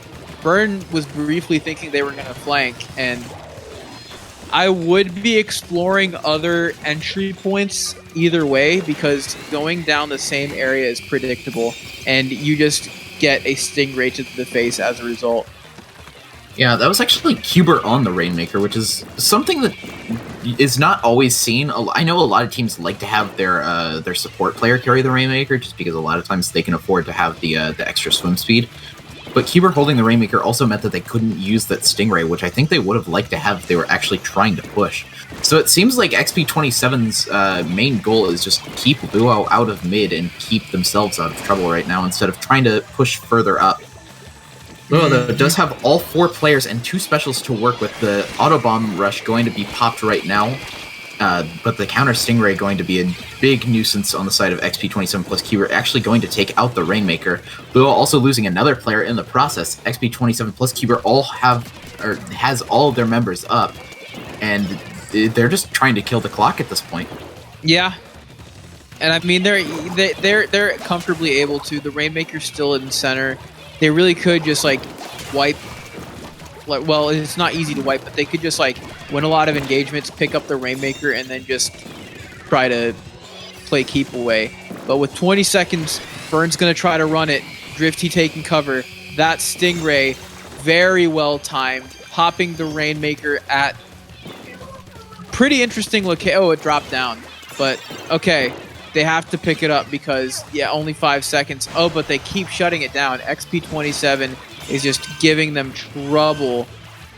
Yeah, they are able to force overtime by picking it up at the last second. They actually get a pick on a member, but right now there's just no room for Fern to navigate with. They do have a player out in front, but the rest of XP27 plus Cuber is coming in from the side. And the moment they get a Stingray, yeah, Stingray comes out. Fern not long for this world, and XP27 plus Cuber take game 2. Brilliant timing from XP27 plus Cuber. I mean, Luau almost did something, but whenever they were close, XP27 came in clutch, made sure they weren't really able to capture that lead. And then when the clock ran out a little bit, they were able to play a little more defensively. And yeah, no, this is... They just had them on the ropes at that point. Tower control on Anchovy, though. Do you think this will be a little closer? I think so. I think that Luau definitely does need to have something going for them after going down 2-0. I think a lot of this comes down to just whether or not like how effective Fern and Cuber can be on the Chargers. I'd expect that we're probably going to see the Fire Fin Splatter Scopes, or just regular Fire Fins, coming into this one. Very popular pick, very good on tower control, having that Suction Bomb Rush available. As for the rest of the compositions, I'm not entirely sure what we're going to see. Both of these teams pretty much radically changed their composition for Rainmaker, and since both of these teams are like fairly well established, with the exception of Cuber on the backline for XP27 plus Cuber, I would assume that they're probably open to changing up their compositions to whatever they deem is best for the map that they're going in. Yeah. So outside of the Fire Fins, I don't know what to expect from either of these teams. Well, we'll just have to find out. We're just waiting on them to figure out exactly what that is going to be. And we're actually going to be seeing a sub coming in on the side of Luau as well. Ooh, who are they bringing in? I don't know. I just saw Fern asking for time for a sub. All right. Well, that should be interesting to see. We'll see if this different player will allow Luau to turn things around. Because that's the advantage of having more than 4 players on a team. You got a bunch of players who are good at a bunch of different things, and so you can mix and match. Because sometimes you want to tailor a certain team to take on a team that runs a specific play style. Maybe you got the kryptonite to that play style. So maybe that's what Luau is trying to do. They're the champs for a reason, and this is a single elimination tournament, so they're not trying to lose round one. Yeah. Granny?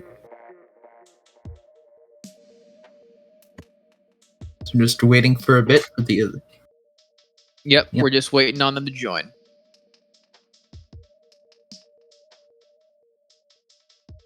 I like the chat suggestion that Luau should run quad splattershot or custom splattershot junior with double bombs. Definitely an interesting idea. I think might have a little bit more merit on Anchovy than some other maps. Because there's a lot of room in the pit. You could fill it up with auto bombs, and you might be able to do something. Either way, I think Luau might have a slightly different strategy in mind. But who knows?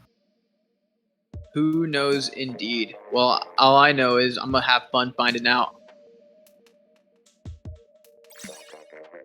As we wait on the fourth player on the side of Luau. What do you think is gonna... a player called Dan Caliber. Dan Caliber. Well, I am very excited to see what Dan Caliber has got in store for us. It's just carbon with special charge. That the double auto bombs. Alrighty, what do you think their goal with this substitution is, composition wise? I couldn't tell you. Yeah, no, like you said, this map mode combo is a little unpredictable with regards to setups like that.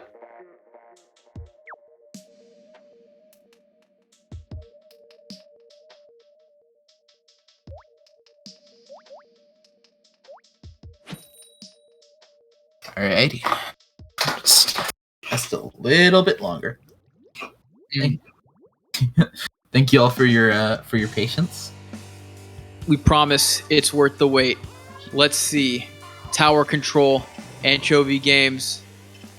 Let's see what Dan Caliber can do. Busting out the Nautilus. Yeah, definitely an interesting comp. Neither team actually bringing a Firefin, which is definitely an interesting pick. I feel like the Firefin is more of a comfort pick for a lot of teams when it comes to tower control. It's common, but it's not something that's like, you need this for this map. Because we're already just rushing into it. Luau grabbing the first point, and then Dan Caliber immediately dying just down to the Kenza Rapid, and they'll go down. XP27 plus Cuber has a lot of room to work with. Luke already going back to his ways and just getting in on the action. Something Luke does a lot.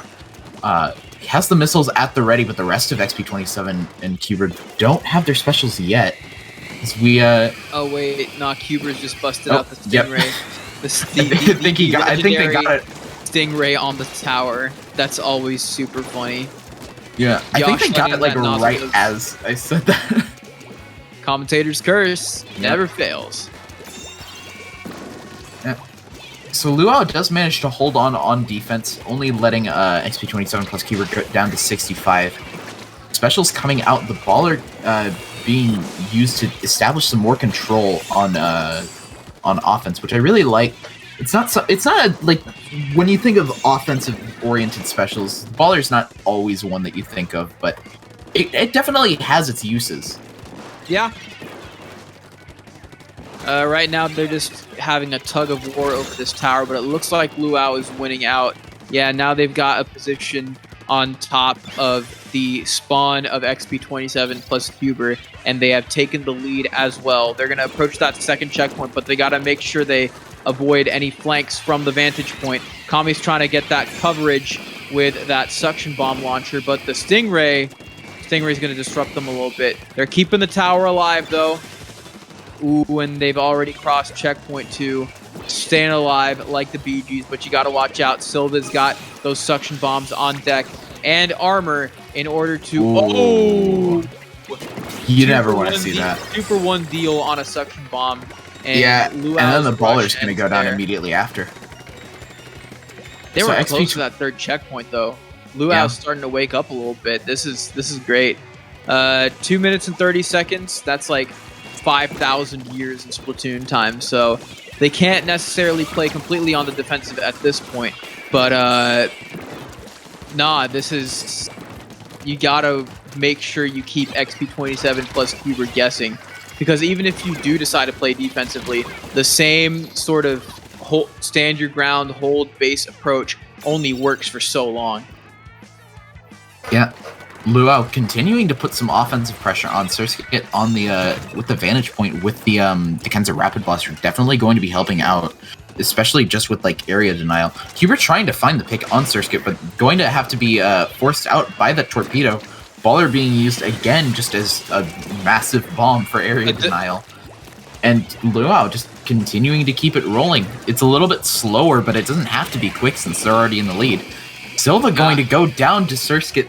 I think that might have been a bomb, but it might have also been just a wonky blaster shot. Eventually going to be fought down by the by Yash on that L3 and also known as D, and finding another pick on Drifty, and just like that, XP27 plus Cuber holds out on defense yet again.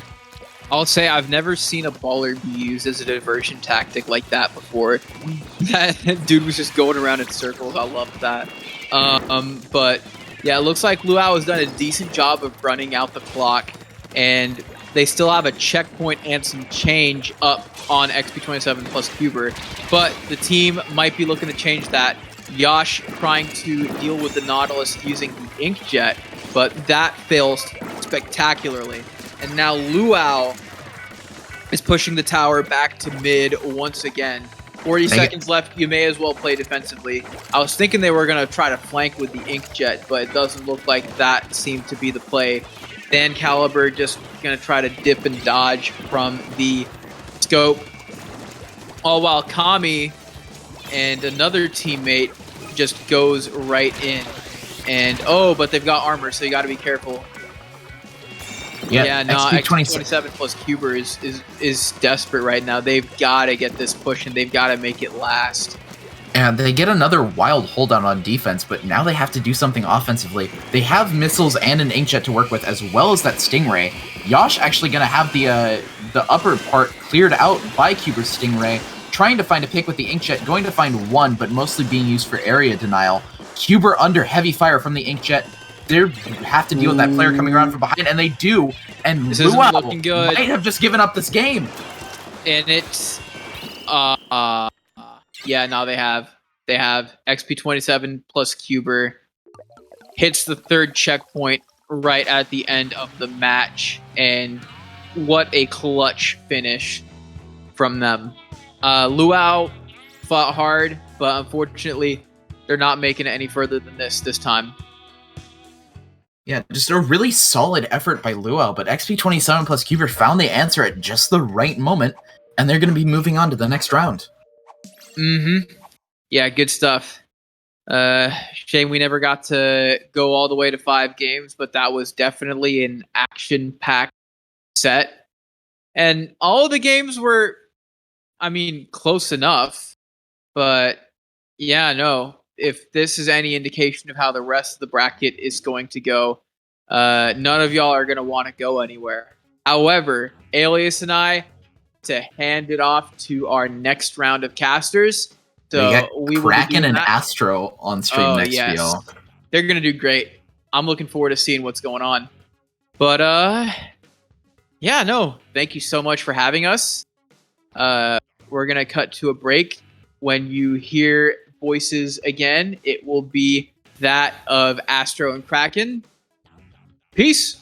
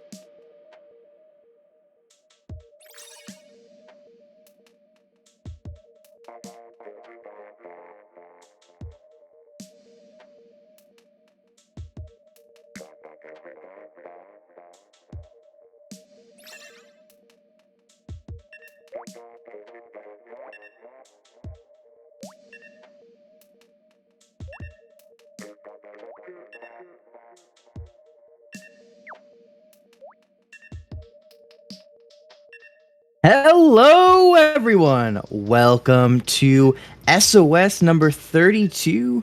I'm Krakenmare, joined by Astro. How you doing tonight, Astro? I'm good.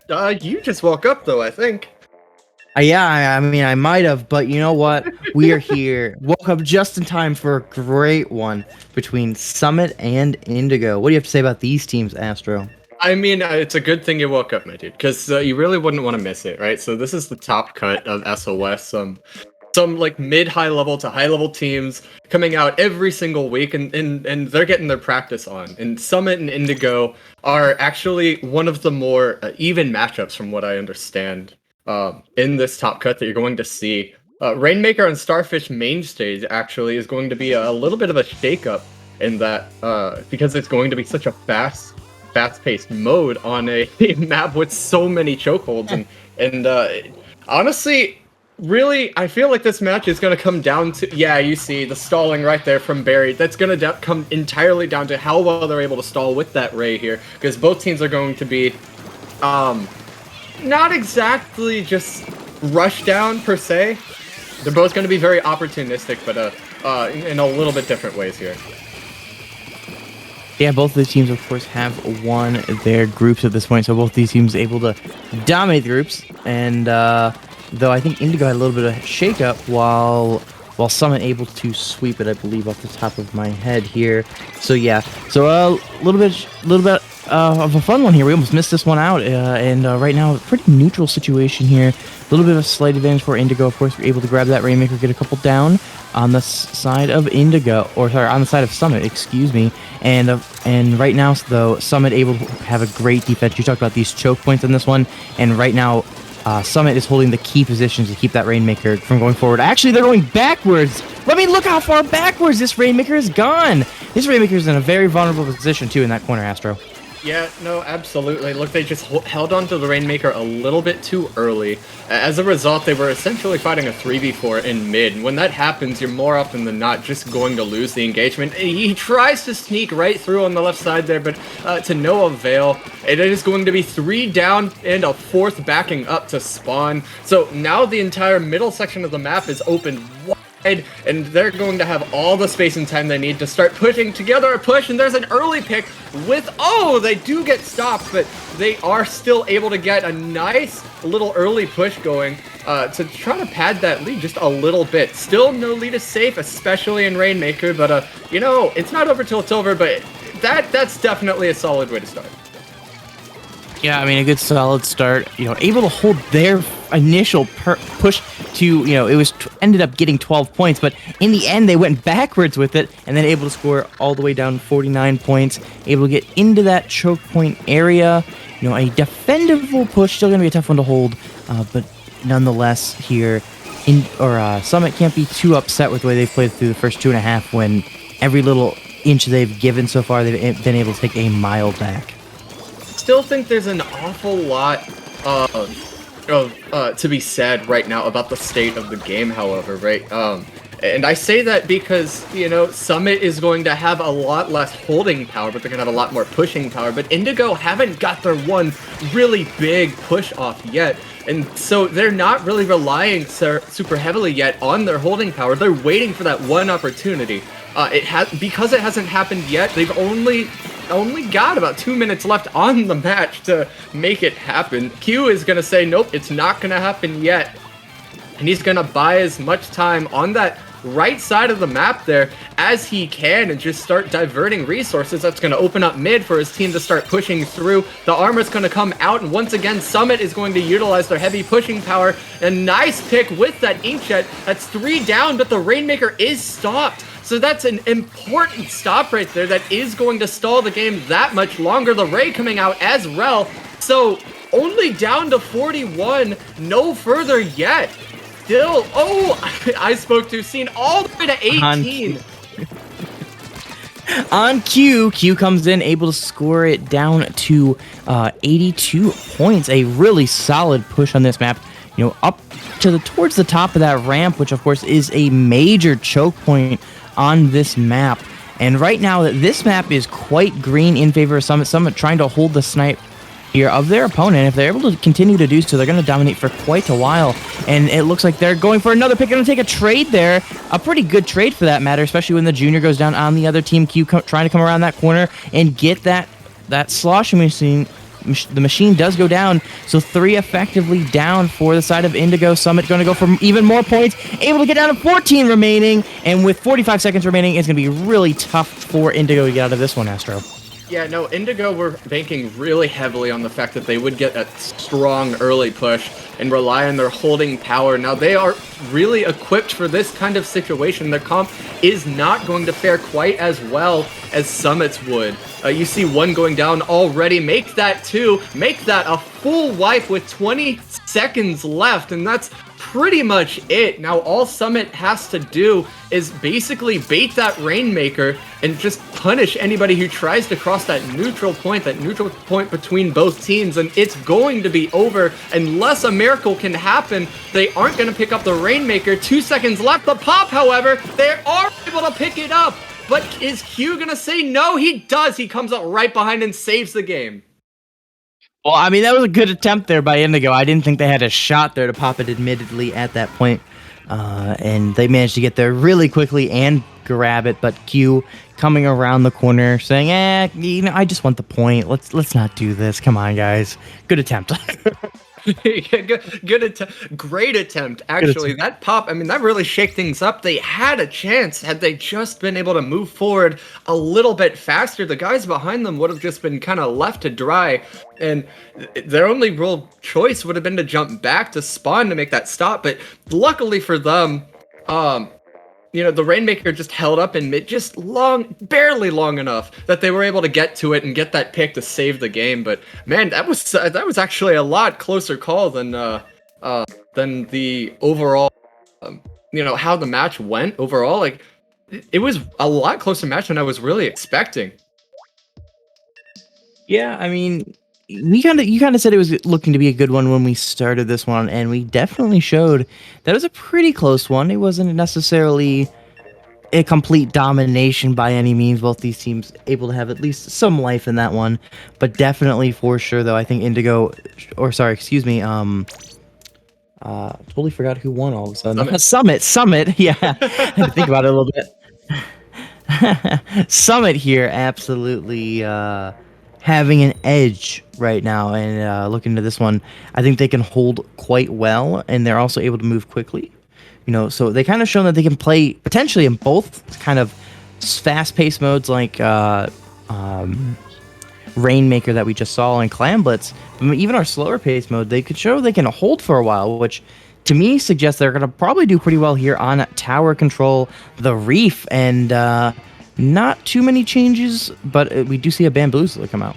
Yeah, Indigo, once again, just going super, super, super hold heavy with that Rapid and with that CJ. That Rapid doesn't have a ton of pushing power, but when your team has control, that Rapid is going to be really, really strong, right? So, Indigo have to make sure they have to find that one chance in the match, yet again, where they can actually truly gain control of mid, and from that, they're going to have to make some really slow progress forward. It's going to be, I feel like, as far as a weapons matchup, they're definitely the ones at a bit of a disadvantage. Oh, Havoc able to get that splashdown pick. Unfortunate for Flurry, but that is going to allow a 2-down situation yet again, and the objective is going to push right past the first checkpoint.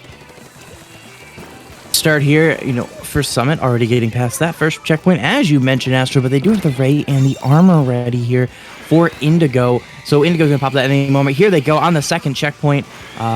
We see one hopping off the tower, but look at that, there's still 3 people around this tower. If they hop on really quick, they're not gonna lose complete progress that they had on this checkpoint, and they are able to save it. Oh, they did end up losing all of the progress on checkpoint. It was pretty close there. And Eclipse coming in with, I believe that is the NZAP, able to finally take down that member of Summit on the tower. And through a minute and a half, though, getting down to 50 or 57 points. Not a bad start for Summit, and getting, of course, one checkpoint is always huge. Yeah, absolutely. And Eclipse trying to bite off as much as he can there. Unfortunately for his team, he will go down. A 3v3 situation on the board now.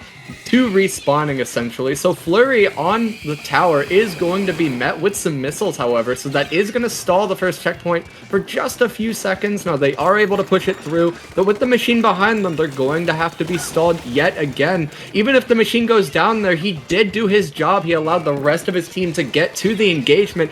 Is it going to be enough for them to be able to hold the lead? They will not hold the lead. The Ray coming out as well, the second checkpoint also being passed. This really might be the big push that Indigo needs. They have all that holding power. Now that they're in the lead, they're looking pretty good.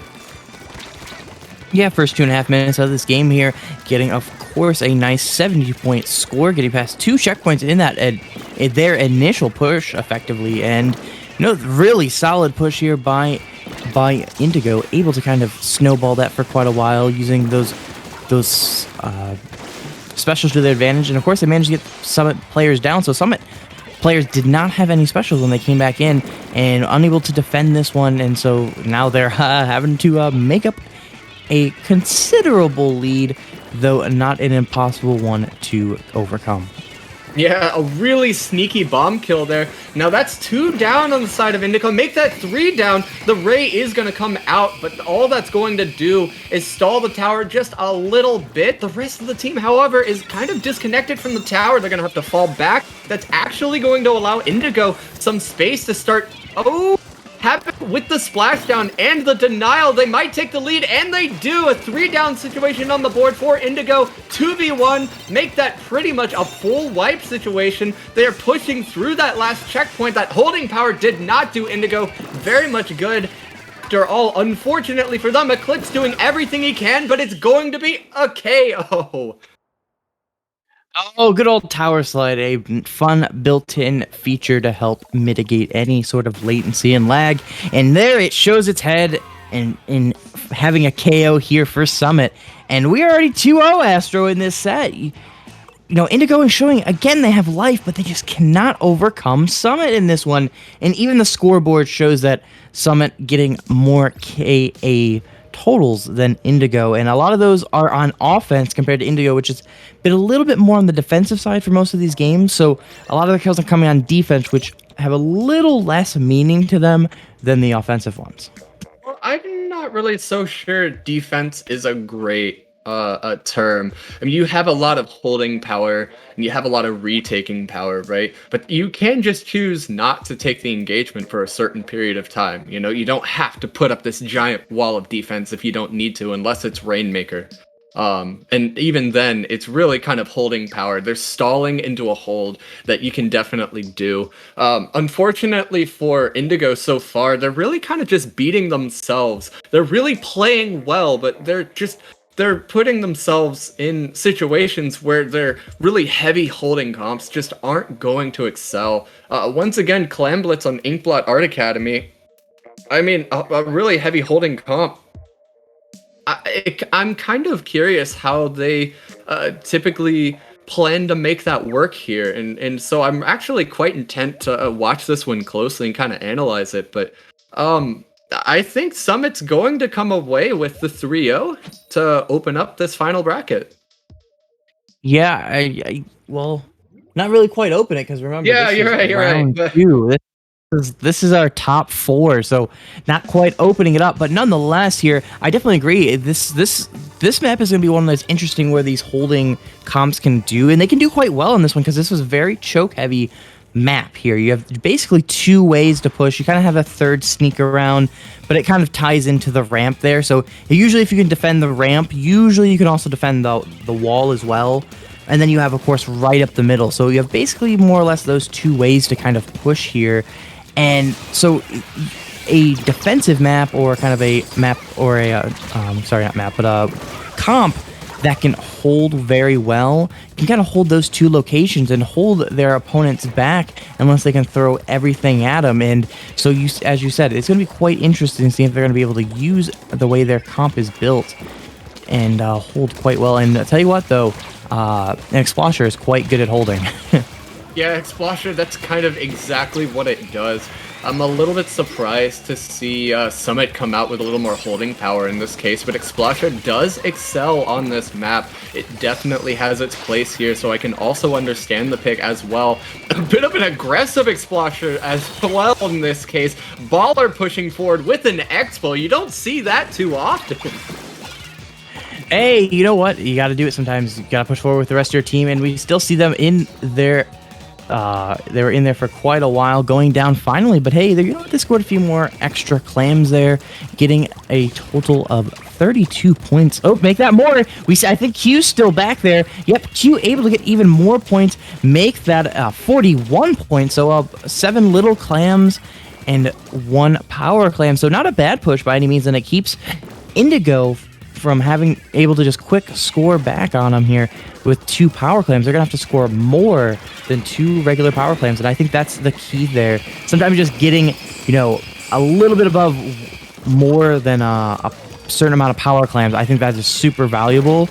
And if you can always do that, it's you got to try to go for it. And in this case, successfully here for Summit with Q sneaking around. But in response, Indigo is going to score. Yeah, and they aren't able to quite take the lead. However, they aren't able to get that second power clam in. A frame-perfect kill that is going to stop that throw. So a really nice job timing that bomb. I will say, though, Q did a really nice job on that opening push, you know, staying behind there. A little bit of a communication mishap, actually, between Q and the rest of his, the pick. So I believe it was Flurry that Q got, and the rest of his team there, the rest of his team continued to push on forward into mid, so he just kind of sat back there and kept the basket open as long as he pleased until he was just flat out of clams. That allowed them actually enough space and time to be able to get to that counter push and stop them from getting the lead. More power clams coming in, and oh, they push it all the way to 10. That's absolutely huge. Just a couple more clams, and they're really looking pretty right here. Yeah, they're able to get 3 power clams in that push, Astro. As you were kind of talking, they managed to get the one that we saw jump there, and then they also get that one that died there on the block. So in response, though, Indigo is already able to put down a good amount of points, down to 30 remaining. I can't even speak if they put clams in that fast. There we go, under 30 remaining. Here comes the power clam. If they can get this in, this will be the lead, and they do. Only 4 remaining on the side of Indigo.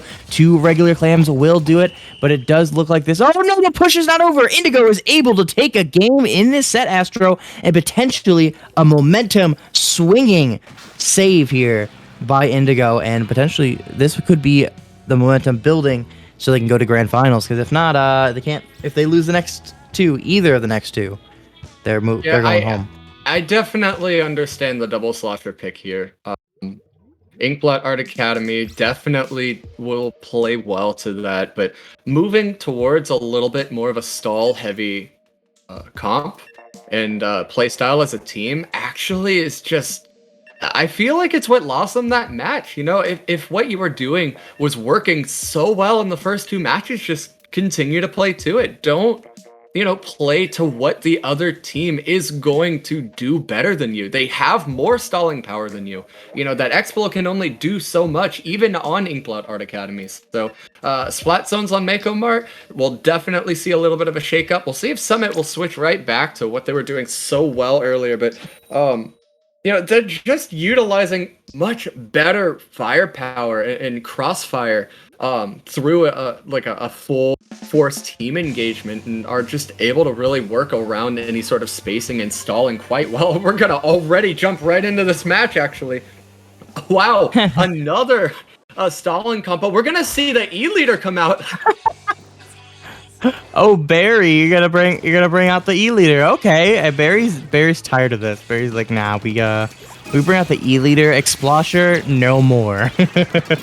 Yeah, what? Well, I mean, if there's any holding backline or I guess anchor, I guess you'd call it in this case, like anchor type support, that you're going to want to have against an E-leader, it's not going to be a Splatling. So I think the Explo isn't going to suffer quite as much as usual. As I say that, however, Eclipse is going to get a nice pick on the Explo, make that 2 down, so now they can choose where they want to put the neutral for this next fight. Now Summit is going to have to choose when they want to take this engagement, but it looks like Indigo with the armor out, they might have timed it just a little early. You know what, I take that back. I just did not see the bomb rush coming out. Q is going to get some really important picks and start really screaming forward, but he is not going to have anywhere to go anymore. He's just got to work his way around this left side, but he's going to work right into the Exploshers.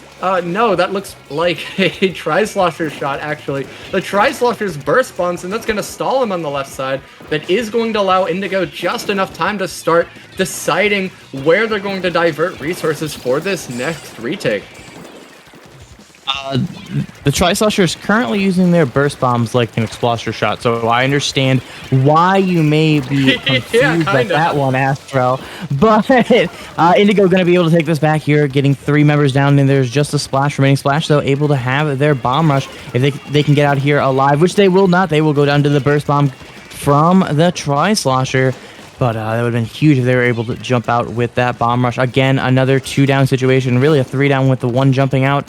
Flurry here going to continue to keep him bombed in the corner, unable to successfully do anything quite yet, but put down pressure. And the lead right now is going to be held by Summit, just barely coming in and saving it the day here. Flurry trying to make something out of nothing and is going to go down instead. Take what you can get out of that engagement. You know, Eclipse was able to get the cleanup, and so it still turned out well for his team. So actually, that was an excellent final engagement there. He did everything that he could. He got the damage out that he possibly could. He was going to go down, but, you know, he did everything right, and it turned out well for his team. That is only going to stall Indigo from a retake, from having to, you know, fight that retake for so long. However, Summit are immediately going to go on that retake and just kind of follow right through. I kind of feel like Summit right now on this map, they're not playing to where they want the engagement to take place quite as well. You see them falling back quite a bit harder and allowing Indigo a lot of space to put those retakes together. They are going to start pushing in as well yet again. But the counter is counting down, and it looks like Indigo is... Oh! A really nice pick. Make that a double. 3 down on the side of Indigo, but they are able to get the stall, so they've just bought themselves yet another engagement. Flurry going down right there is going to stall the game really, really hard, however. So without the armor coming out earlier, this is going to allow some more points to be counted off the penalty timer for Indigo. So they effectively only have one final push. The armor is going to come right back out. Are they going to be able to retake the zone here? The rain coming out as well, so Havoc's going to have to go all the way around the far side. He is going to get the E-leader, however, but he is also going to go down. But, you know, a mid-liner for a back-liner, we'll take that trade any day. Yeah, I would definitely take that trade too, especially how damaging E-leader can be at quite a distance, and can be really good at just staying away from everybody here. Tri-Slosher on Tri-Slosher fight, and Havoc using their kit to their advantage, of course, having the Splat Bomb being the Nouveau. So Havoc here also going to pop out their Rain, help assist in recapping the zone, which, something to point out here, Indigo is able to snag that lead really quickly here with just 35 seconds remaining. Havoc getting another one.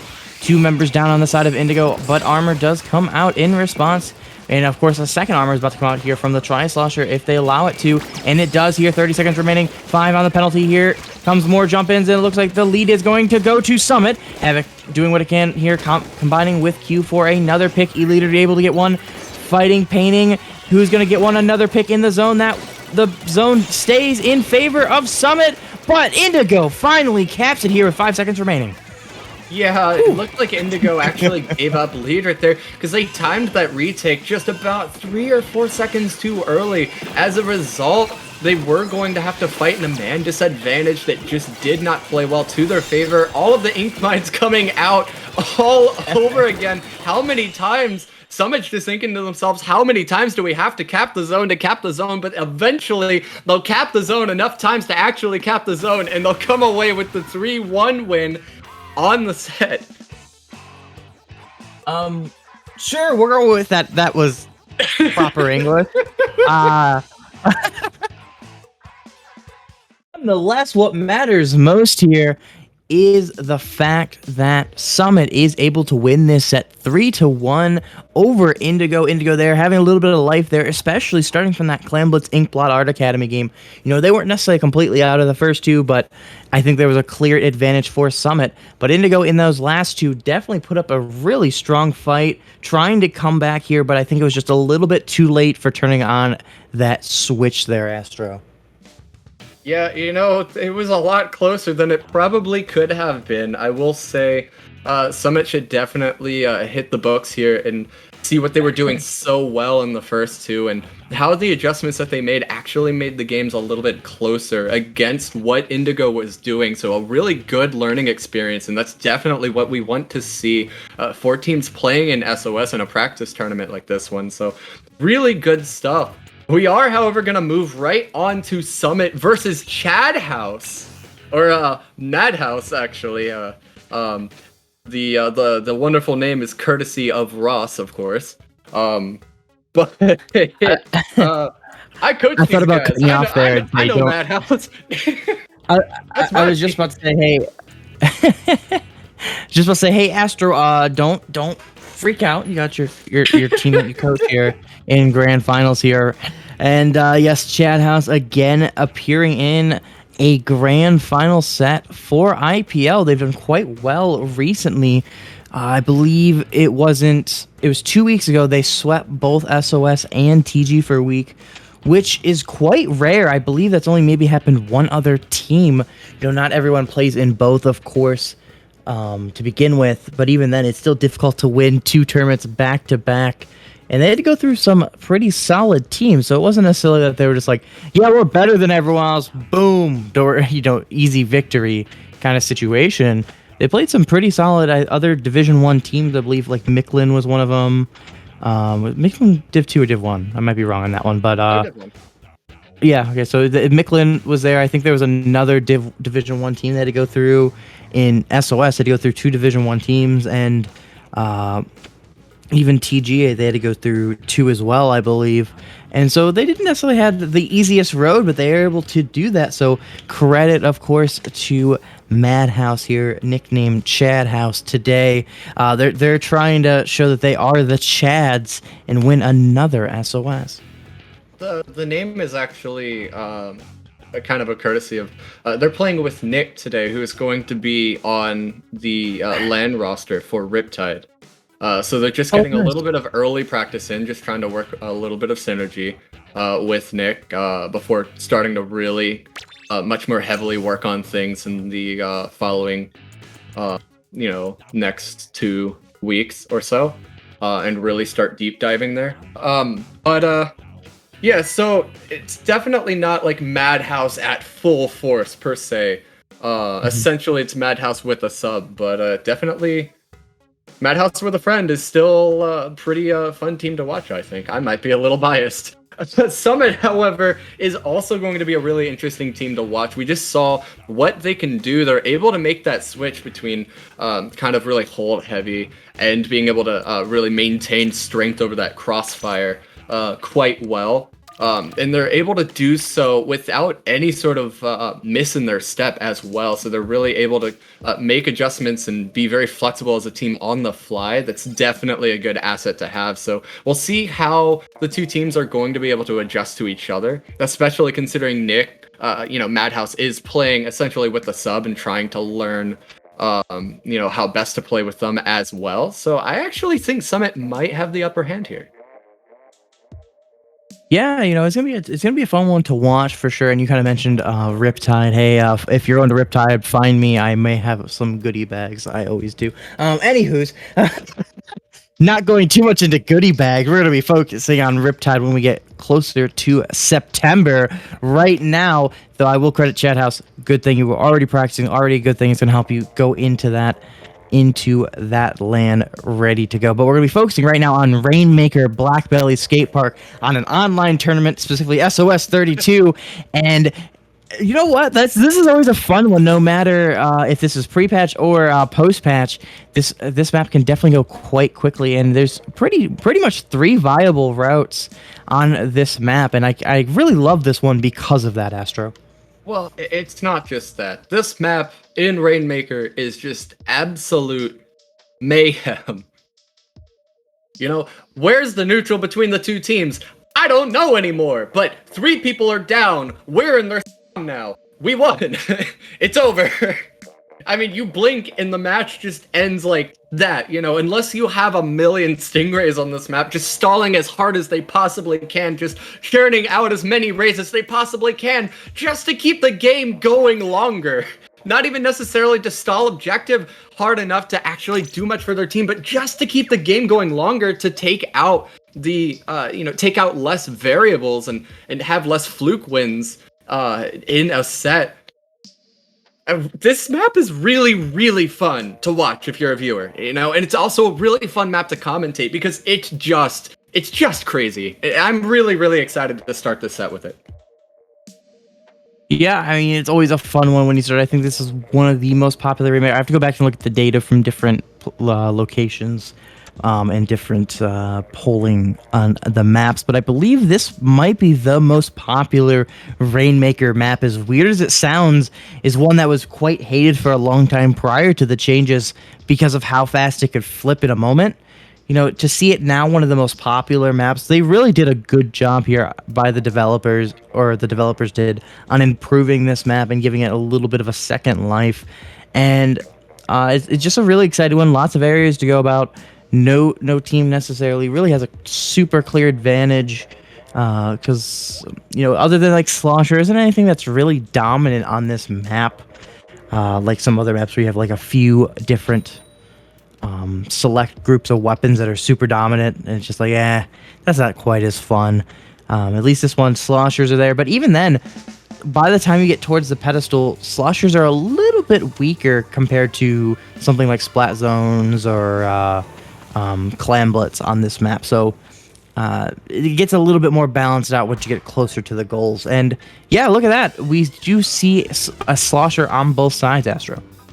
Yeah, I'm not gonna lie, Ross is probably going to be in the other team's spawn just unhittable because he can just work his shots at an arc and just not take the engagement whenever he just chooses not to.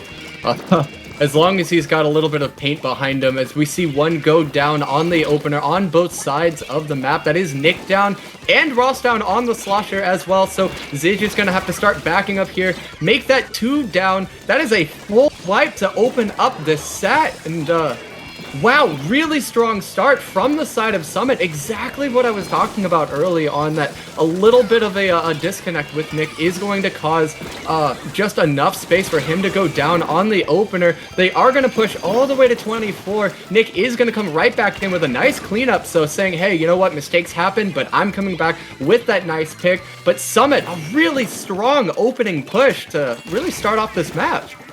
Ooh, you can't. A little bit of an overextension. A little bit of an overextension there, though. And going to go down. Of course, Nick known to be quite aggressive. Able to go a little bit too aggressive. Bamboozler just takes him down. Zij here going to try to do some more pushing up quickly here. Inkjet supporting them from the top left. And they're going to go fight into a 2v1 situation. Staying alive for a moment. Going to go down to Q. Q goes down in response, so 1-for-1, and we see Leo and Havoc just completely swarming Ross and his friend here. The friend able to just escape, but 2 minutes down, well, approximately 2 minutes down here on the board, and right now Summit is able to have a good, solid 76-point lead, Astro. Yeah, absolutely. You know, that's not exactly what I would call safe on this map, as we see 3 down, make that effectively a full wipe with the T-Tech respawning. So Zeke's gonna jump in. This might be the lead, and it is all the way to 19. You know, blink, and it's suddenly the lead has changed. A pop is going to get yet another pick, so it's a 3v4. Will this be the knockout? No, it's gonna be stopped at 5. 2v2 on the board. Havoc doing everything that he can. He has to try to focus away from the Rainmaker. Nick is finally gonna go down. They are gonna get that pop.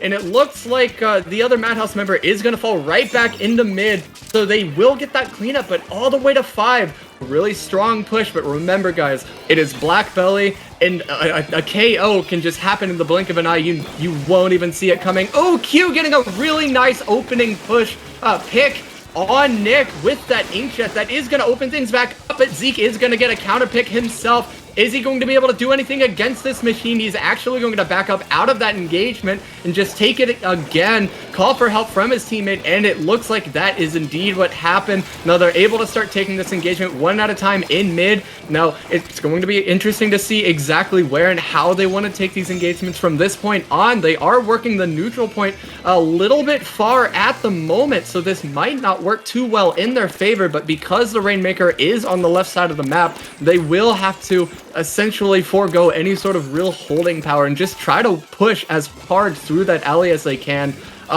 If they're going to take that engagement, they will choose to back up in this case and try to take the engagement in mid in response to this, but they are going to have a 1-for-1 situation in response to that as well. So they're going to have the Rainmaker stall just a little bit further, possibly a bit of a wasted special there with the Inkjet. He is not going to be able to make enough happen, but that's still 2 down on the side of Summit. So now here's with their holding power, where Madhouse is really going to excel here on this map, is going to come into play. So with only 1 minute left, Nick going down, I spoke too soon, Nick going down is absolutely going to change things here. Yeah, and another member goes down. Ross goes down as well. But in response here, Zeke able to get him. Q and Pony, the only 2 remaining. Pony able to get Zeke down. Nick gonna try to push that Rainmaker forward. You know, every little inch forward means that Summit will have to respond with a further push.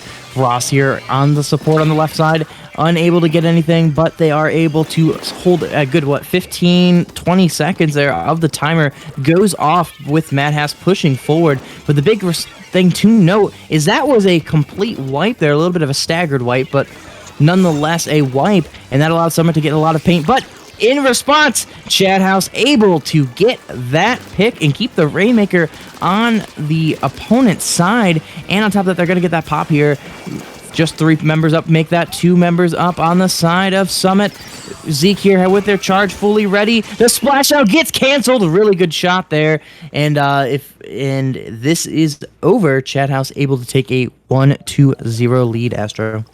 Yeah, no, that was a really good job, just really stalling out a really strong neutral line on that map where you know the other team is going to try to really just out crossfire you, right? And try to work you and zone you out with that bamboo as much as you can. But if you deny them that space where they actually really want to be, that bamboo is going to struggle quite a bit. As a result, that whole second half of the match, once they just didn't have the lead, Summit was kind of working with their backs against the wall. They just weren't able to do what they needed to do anymore, because they were just constantly having the resources drained away from them or taken in different directions, and they were never able to start even focusing on objective as a result. That was a really good job just stalling as long as they could.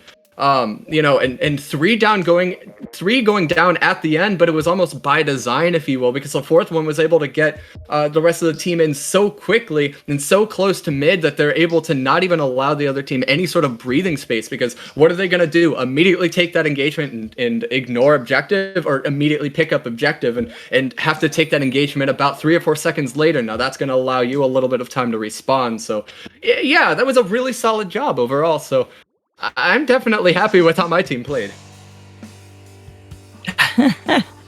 And yes, they did quite well in that one, Astro, after a couple stumbles to start that one.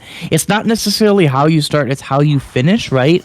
And that's the big thing here. And with this one, you got 3 checkpoints to go through, so it's how you destroyed these checkpoints really is what matters when it comes to tower control. We see that Summit is going to push in here quite quickly, able to get as much pain as they can down, and I think that's going to be very much the key to beating Madhouse in this one, is kind of outpainting them, because mechanically I think they're just the better team than, not trying to discount Summit in any way, but these players have been around for quite a while and been playing at a pretty solid level, mind you, for a long time, and quite mechanically skilled, and that's usually kind of their bread and butter. A lot of these players is they're a little bit more mechanically skilled than necessarily team-based. And tell you what, though, they've been really showing that they can work as a team, and I think that's the big key compared to their prior teams. But nonetheless, I think Summit's key to victory here is just going to be outpainting. But already, Chadhouse able to get past this first checkpoint, and finally going 2 down. I think this push is going to be dead in the water now, Astro. Yeah, it is definitely going to be dead in the water, but mission achieved. Now, for their real push, they're going to be able to push right past that checkpoint and not have that stalled, and that's going to actually allow them to take the the neutral for that engagement much further down the street and force the other team to have to divert their resources further. We'll see if Summit is going to be able to do the same right here. They have the bamboo on the tower, however, so the bamboo isn't going to be able to work a whole lot of zoning. Zeke is going to try to come in here. He is going to just be able to get that pick. The Inkjet is going to come down as well, so that is effectively 2 down, with the last one backing up. A trade in mid to start cleaning things up. Now, the Ross can't push forward quite yet. He's a slosher. He can't paint well, and he can't just start pushing right into that bamboo zoning, so they're going to have to be a little patient here. I think you're absolutely right in that a lot of these players in the past, the reason why they haven't been able to really push past mid-level per se is because they were just relying on their mechanics so hard, even early Madhouse, right? Summit, I really wouldn't discredit them. I think these guys are really good players, really good mechanical players. They're an excellent team. These guys really know what they're doing, and they can definitely take it to Madhouse. And I would not be surprised to see them come away with the win at all. But never discredit Summit like that. I would hazard to say you will never know. But yeah, I think this match is going to go. Now that the holding is kind of in Madhouse's favor, is going to go a little bit in Madhouse's favor. Yeah, we got a 2v2 situation here. Ross trying to get something. Ross able to get one. There's still one more in that corner. I think if they could rush forward and help their teammate already died there, so it ended up being 1-for-1 effectively. Ross not able to, oh, they did get one with that last burst bomb there, and Zeke here able to push forward. Can they get that bamboo? And they do! That bamboozler goes down, but falls into the bomb. They misjudged the slide of the bomb. The bomb here is is able to get that pick, but nonetheless, Chadhouse here is pushing forward down to 50 remaining. Yep, they just got that 50 remaining. Touches the second checkpoint, but going to stop there. Minute and a half remaining, and it is a 3v2 situation, and the tower is going to go towards neutral. Oh no, Nick, you can't do. Okay, well that's going to be 2 down on the side of Madhouse. As a result, I'm gonna have some words with them later, but Summit definitely has a pretty solid chance to be able to make a really good push out of that. They have lots of resources to work with specials-wise. They have that Inkjet coming out very soon, but the armor has already been used. That might not play in their favor, but that is 2 down on the side of Madhouse. Ross is going to have to do everything he can on that charger, but Zeke is going to come in and get a really nice hold stop on that Nautilus up top. He's going to get his teammate right back in as well, so now they have advantage in this engagement. They can start pushing the tower back just a little bit. The missiles are going to change things and try to give a little space to Summit, but it's only going to be for a few seconds, and with the Inkjet out, this engagement is still effectively stalled. They are able to push the Bamboozler back just a little bit, but Ross, oh, he's able to get a double out of that. Yeah, able to get the double Q and Havoc, though, going by the tower again. But look how purple this map is. I told you, that was the key for them to get the victory here. Summit just need to get that paint down, and then they could start to continue to move forward. You know, again, I wasn't necessarily discounting Summit altogether, because I think they have the better team coordination. So once they kind of get that map together, they can definitely coordinate forward and get this going. Right now, though, it does look... They do go into overtime. Just 2 members remaining of Chadhouse. Chadhouse going to have to sneak here and get that tower. We see Zeke up top with Ross. They're going to push it right now because they have no choice. The bombs there putting all sorts of pressure. They're able to get one. Ross able to win. Zeke able to get another one. The other one go down. And that is 3 down. Just the slusher remaining. They down to 46. And that will be the game for Chadhouse. Chadhouse able to take a 2-0 lead, just saving that tower as it was getting to that checkpoint, Astro. And this game does go to Chadhouse in the end. Yeah, no, I would not be surprised to see Summit make a comeback in this set. You can definitely see where Nick is getting very separated from the team and causing issues, you know, where that synergy hasn't really built up yet. He doesn't have that understanding or that real feeling of when and how the engagements are going to take place, right? You know, because a lot of building that synergy with your team is building that like sense of timing with your team and when your team chooses to take the engagements. I guess a good way to put it to those at home is that the team that is pushing up gets to choose where the engagement takes place. But the team that is retaking, pushing back, or I guess with layman's terms, on defense, they get to choose when they want to take the engagement. They don't have to take the engagement unless they want to. And taking the engagement too earlier than the rest of your team, is going to cause a lot of issues, because if you go down, then you take resources out of your team, and it stalls your team that much longer from being able to take that engagement. It gives more resources to the other team, and it also basically gives free objectives to the other team as well. So that little bit of I don't know if it's a miscommunication or a mistiming, just not really quite having that synergy yet, that really could cost Madhouse. Yeah, it could cost Madhouse here. Clan Blitz Inc. Blood Art Academy is a fun map here. We're going to be seeing this battle on in this third game, and I'll tell you what, this one is going to be interesting. You know, Chadhouse, a little bit known for being kind of focusing on the aggression. I think that's what got him victories in those last years, when they were able to finally get that aggression going in a favorable way. While this one, you know, is so defense oriented that it, to an extent, negates a lot of that potential aggressiveness. And you can kind of see that with their weaponry. Not as much aggro here on Madhouse as they had before. You know, bring out the orange ends up, you know, not necessarily can't be played aggressively in any way, but not as aggressive as what they have been running. So they kind of pulled back a little bit on the aggro, and I think that might potentially cost them here, Astro.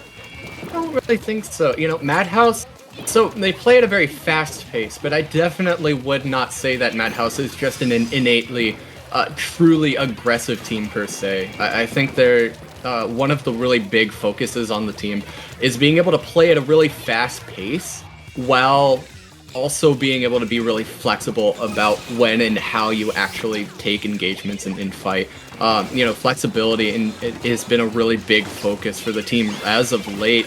As the team learns and improves over time, and as you see, it's about you see a 3 on the timer before any actual push has taken place. A full minute of the game has passed before a real push took place. A truly innately aggressive team would have been a lot less patient in that respect. They are just, I think, just pure aggression just doesn't always work unless you're running, just straight up double armor rush down or stuff like that. If you remember that like double Nautilus, double Junior comp that was so famous at one time, that is a pure aggression comp. That is a textbook pure aggression comp. You have those armors constantly out to give your 2 Nautiluses far more survivability than the other team. And so your win objective is to utilize that to basically just constantly never allow the other team any sort of breathing room and constantly be in engagements really aggressively. I wouldn't say Madhouse truly excels at those kinds of comps per se. That's not exactly what Madhouse does as a team, and you're seeing 2 very similar teams in how they play actually fighting this match. Madhouse is going to get that pick. 3 down actually on the side of Summit, but he is going to try to... Oh, he's going to miss that throw. He's going to have to jump out here. You're back, Astro. I see. It's hard to tell. There, but that's what I wanted to point. I wanted to point that out real quick. That was thrown back to their own base and not towards the goal. Yeah, I would say like these are 2 very well coordinated teams with very mechanically skilled players all playing really well together. And both teams are going to excel a little bit more on stalling. Now Summit's going to, in this case, excel with this comp a little bit more in holding, but Chadhouse has a lot more pure lethal stalling power, if you will, and that might be able to play into their favor as well. So kind of different floats to their boat, but it's not that different. It's not really that unbalanced in terms of aggression. Ooh, that second power clam that was sitting there does expire. I thought Zeke would have thrown down theirs and grabbed that one really quick, but they do not. So they're only have 2 total power clams here for the side of Madhouse if they're able to hold both of them for this push. The one, of course, sitting back at their basket being the pity, so very crucial to have that. But a minute 15 remaining here. Q gonna try to take down Zidge. Zidge does go down, but Q is able to, or does go down as well from Zeke. So an effective trade here. Ross able to combine with Zeke for a 2-for-1. And that is another score for Madhouse. Here comes a jump, going to make it down to less than 20 remaining. Ross able to try to go for another one. In response, Havoc able to stop this, and this push is done for now. Nonetheless, though, 14 remaining, a really solid push. Going to have to get over 50 points, not including penalty, for Summit to get this lead here. Just 35 remaining. You're gonna have to collect tons of clams. They have 23 clams, not a bad starting place. They also have the pity in the background here, down to 58 remaining. Pony trying to find some more clams, unable to get the continued push forward. Chadhouse able to put a great defense, and it looks like this basket's already closing. So right now, these pushes that Summit's been doing have been mostly just 1 power clam pushes, and I think that's really setting apart Madhouse from Summit in this set. Is Summit has opened the basket 3 times. I believe Chadhouse is 3 or 4, so a pretty equivalent amount of time basket are open. The big thing is Summit is not able to get those long, drawn-out multi-clam pushes, while Madhouse has been able to do that a couple times now. And it looks like Nick here on the defense. We have and the rest of their members here, and I think this game is going to be over with 3 members down of Summit. Yeah, no, the neutral was their basket, and it's really, really hard to do anything with that at the very end of a match when that's a free power claim right there, but the other team has made that the neutral point of any sort of team engagement. Nick just kind of punishing anybody who tries to approach that neutral point between the 2 teams, and as a result, that whole plat right there, that whole area of the map is just completely locked out from use for Summit. And so, unfortunately, that was going to be the GG for the game, but nonetheless, really well fought. And, you know, they might be down right now, but they are definitely not out. Summit could definitely make a reverse sweep out of this. They just have to make some adjustments. You know, they are very mechanically skilled players, and I would not put it past them. I really think they have it in them.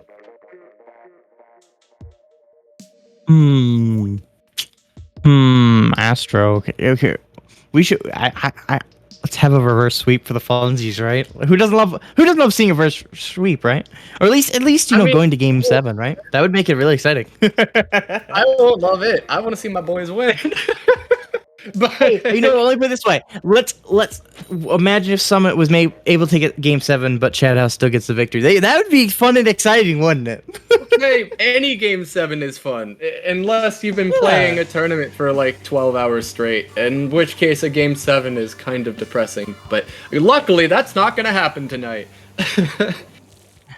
Well, I mean, I'm sure Nitro on production. Shoutouts to Nitro for doing production tonight.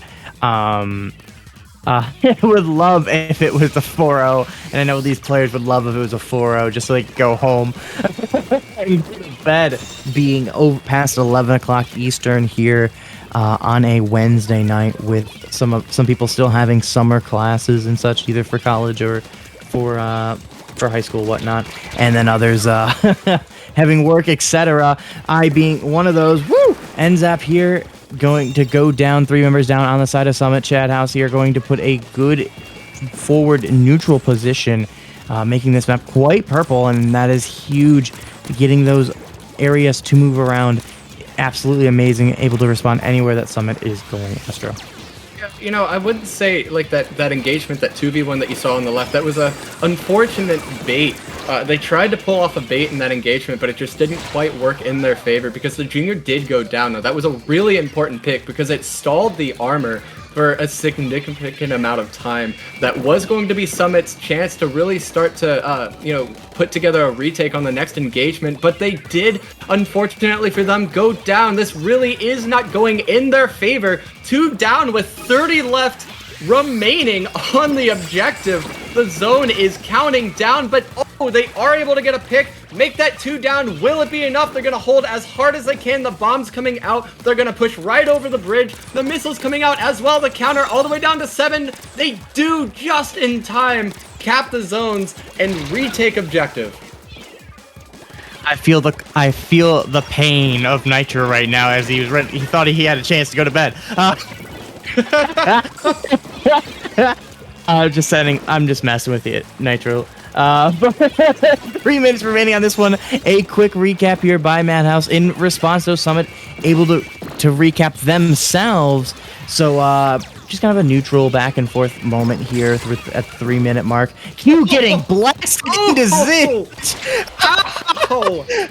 Zidge just goes, "This is the freest kill of my life. You just teed him up where I'm shooting forward. Thank you, bomb." And Q come back in though.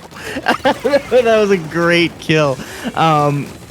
Q able to get 2 members though in response here and combined with their teammate, and down to 45 points remaining. We kind of neglected watching this zone because we were so laughing at that kill, and Havoc and friends here are able to kind of hold this zone. Can still. Oh, here comes Zidge on the bottom. I believe that was on the. I think that's Zidge on the junior. I believe my memory's right. And they are able to cap the zone again. Look at that, putting a 43-point penalty on Summit here. Gives them a chance to kind of work together, get that rebound, getting multiple members down, including this jump out. So this will be a recap for Madhouse. And finally, we are back to where Madhouse has control of the map. Yeah, I would say that retake was essentially a case where he saw a chance to stall objective and put that penalty on and immediately fall back to where his team was ready to actually take the engagement together. And he saw it all happen in a matter of like 2 seconds. Oh, he's out of ink! Oh, he's alive! he goes, well, you know what? I'm dead anyways. I'm gonna have some fun. Been there, done that in my life. I don't know if I've done the squid bagging like that, but I've kind of jumped around, accepted my fate, ready to go back to respawn. But for it was just funny. We happened to capture that one on Nick. There's Nick able to get one, able to get two, able to get three before they die, and this will be a cap and a hold here by Madhouse. Just 45 seconds remaining. Tons of penalty points on the clock though before they get to scoring more points. Zidge goes down on the junior. Sees an opportunity here for Summit to push forward. Q gets another one, trying to get on this third. Can they get a second pick combined with their slosher? Yes. And so with 30 seconds remaining, recap here by Summit. Q pushing forward, having bomb rush ready on the splash. We also see the missiles and a bomb rush from the slosher as well. So Summit has 3 specials with 15 seconds remaining. They're starting to come out here, I think maybe a touch earlier than they need to. And this could give opportunity here for Madhouse to kind of recap here after these specials come out. And they aren't able to get the picks with the specials 2v2 situation. Gonna be a trade in the background. Gonna be the Bamboozler versus... And the Bamboozler gets a pick, so there's gonna be... Yes! For Summit. Summit able to get rid of that penalty. And Leo right now fighting to get a pick. Just 20 remaining on the timer here for Madhouse to recap. Yeah, but they have their specials. They're pushing right now. This is it. The armor coming out, the missiles coming out. They're going to push through. They're going to get one zone. Will they be able to get the other? They will get the other just in time. You know, I was going to say, watch all that objective stalling. It comes into play in Splat zones so often. You know, you see it in all the top level, you know, if you're just starting out in comping, you really want to learn the game. Watch just how they stall objective when the other team has objective in their control. If you're not doing anything at any one given split second, there's no reason you can't just toss a bomb on zone. You know, if it's not going to take resources away from what you're doing. You know, and a stalling objective basically means that the other team has to hold objective for, you know, 35% longer in order to actually put points on the board that they otherwise would have. So, you know, it slows the game down, and if you have the lead, it's only going to play into your favor. And if you don't have the lead, it's still going to allow you more time to try to put together a comeback in the match. So really, really well stalled out there by Madhouse, and they did an excellent job coming away with that 4-0 win in Grand Finals to win SOS yet again with a SOS 32 tonight. But I'm kind of proud of them. I mean, they did it with a sub today. Yeah, they did pretty solid, you know, pretty solid showing here by Madhouse. Summit, of course, having a great showing. We saw them do quite a lot in the last set as well. Yeah, Astro, I think it's been quite a fun SOS. I'm glad to have commentated with you. Astro, where can people find you around the Splatoon community? Well, I mean, I'm around. You'll see me in various servers. I do have my Twitter privated, so... you know, that is a thing. I am privated, but you can still find me around places if you really wanna.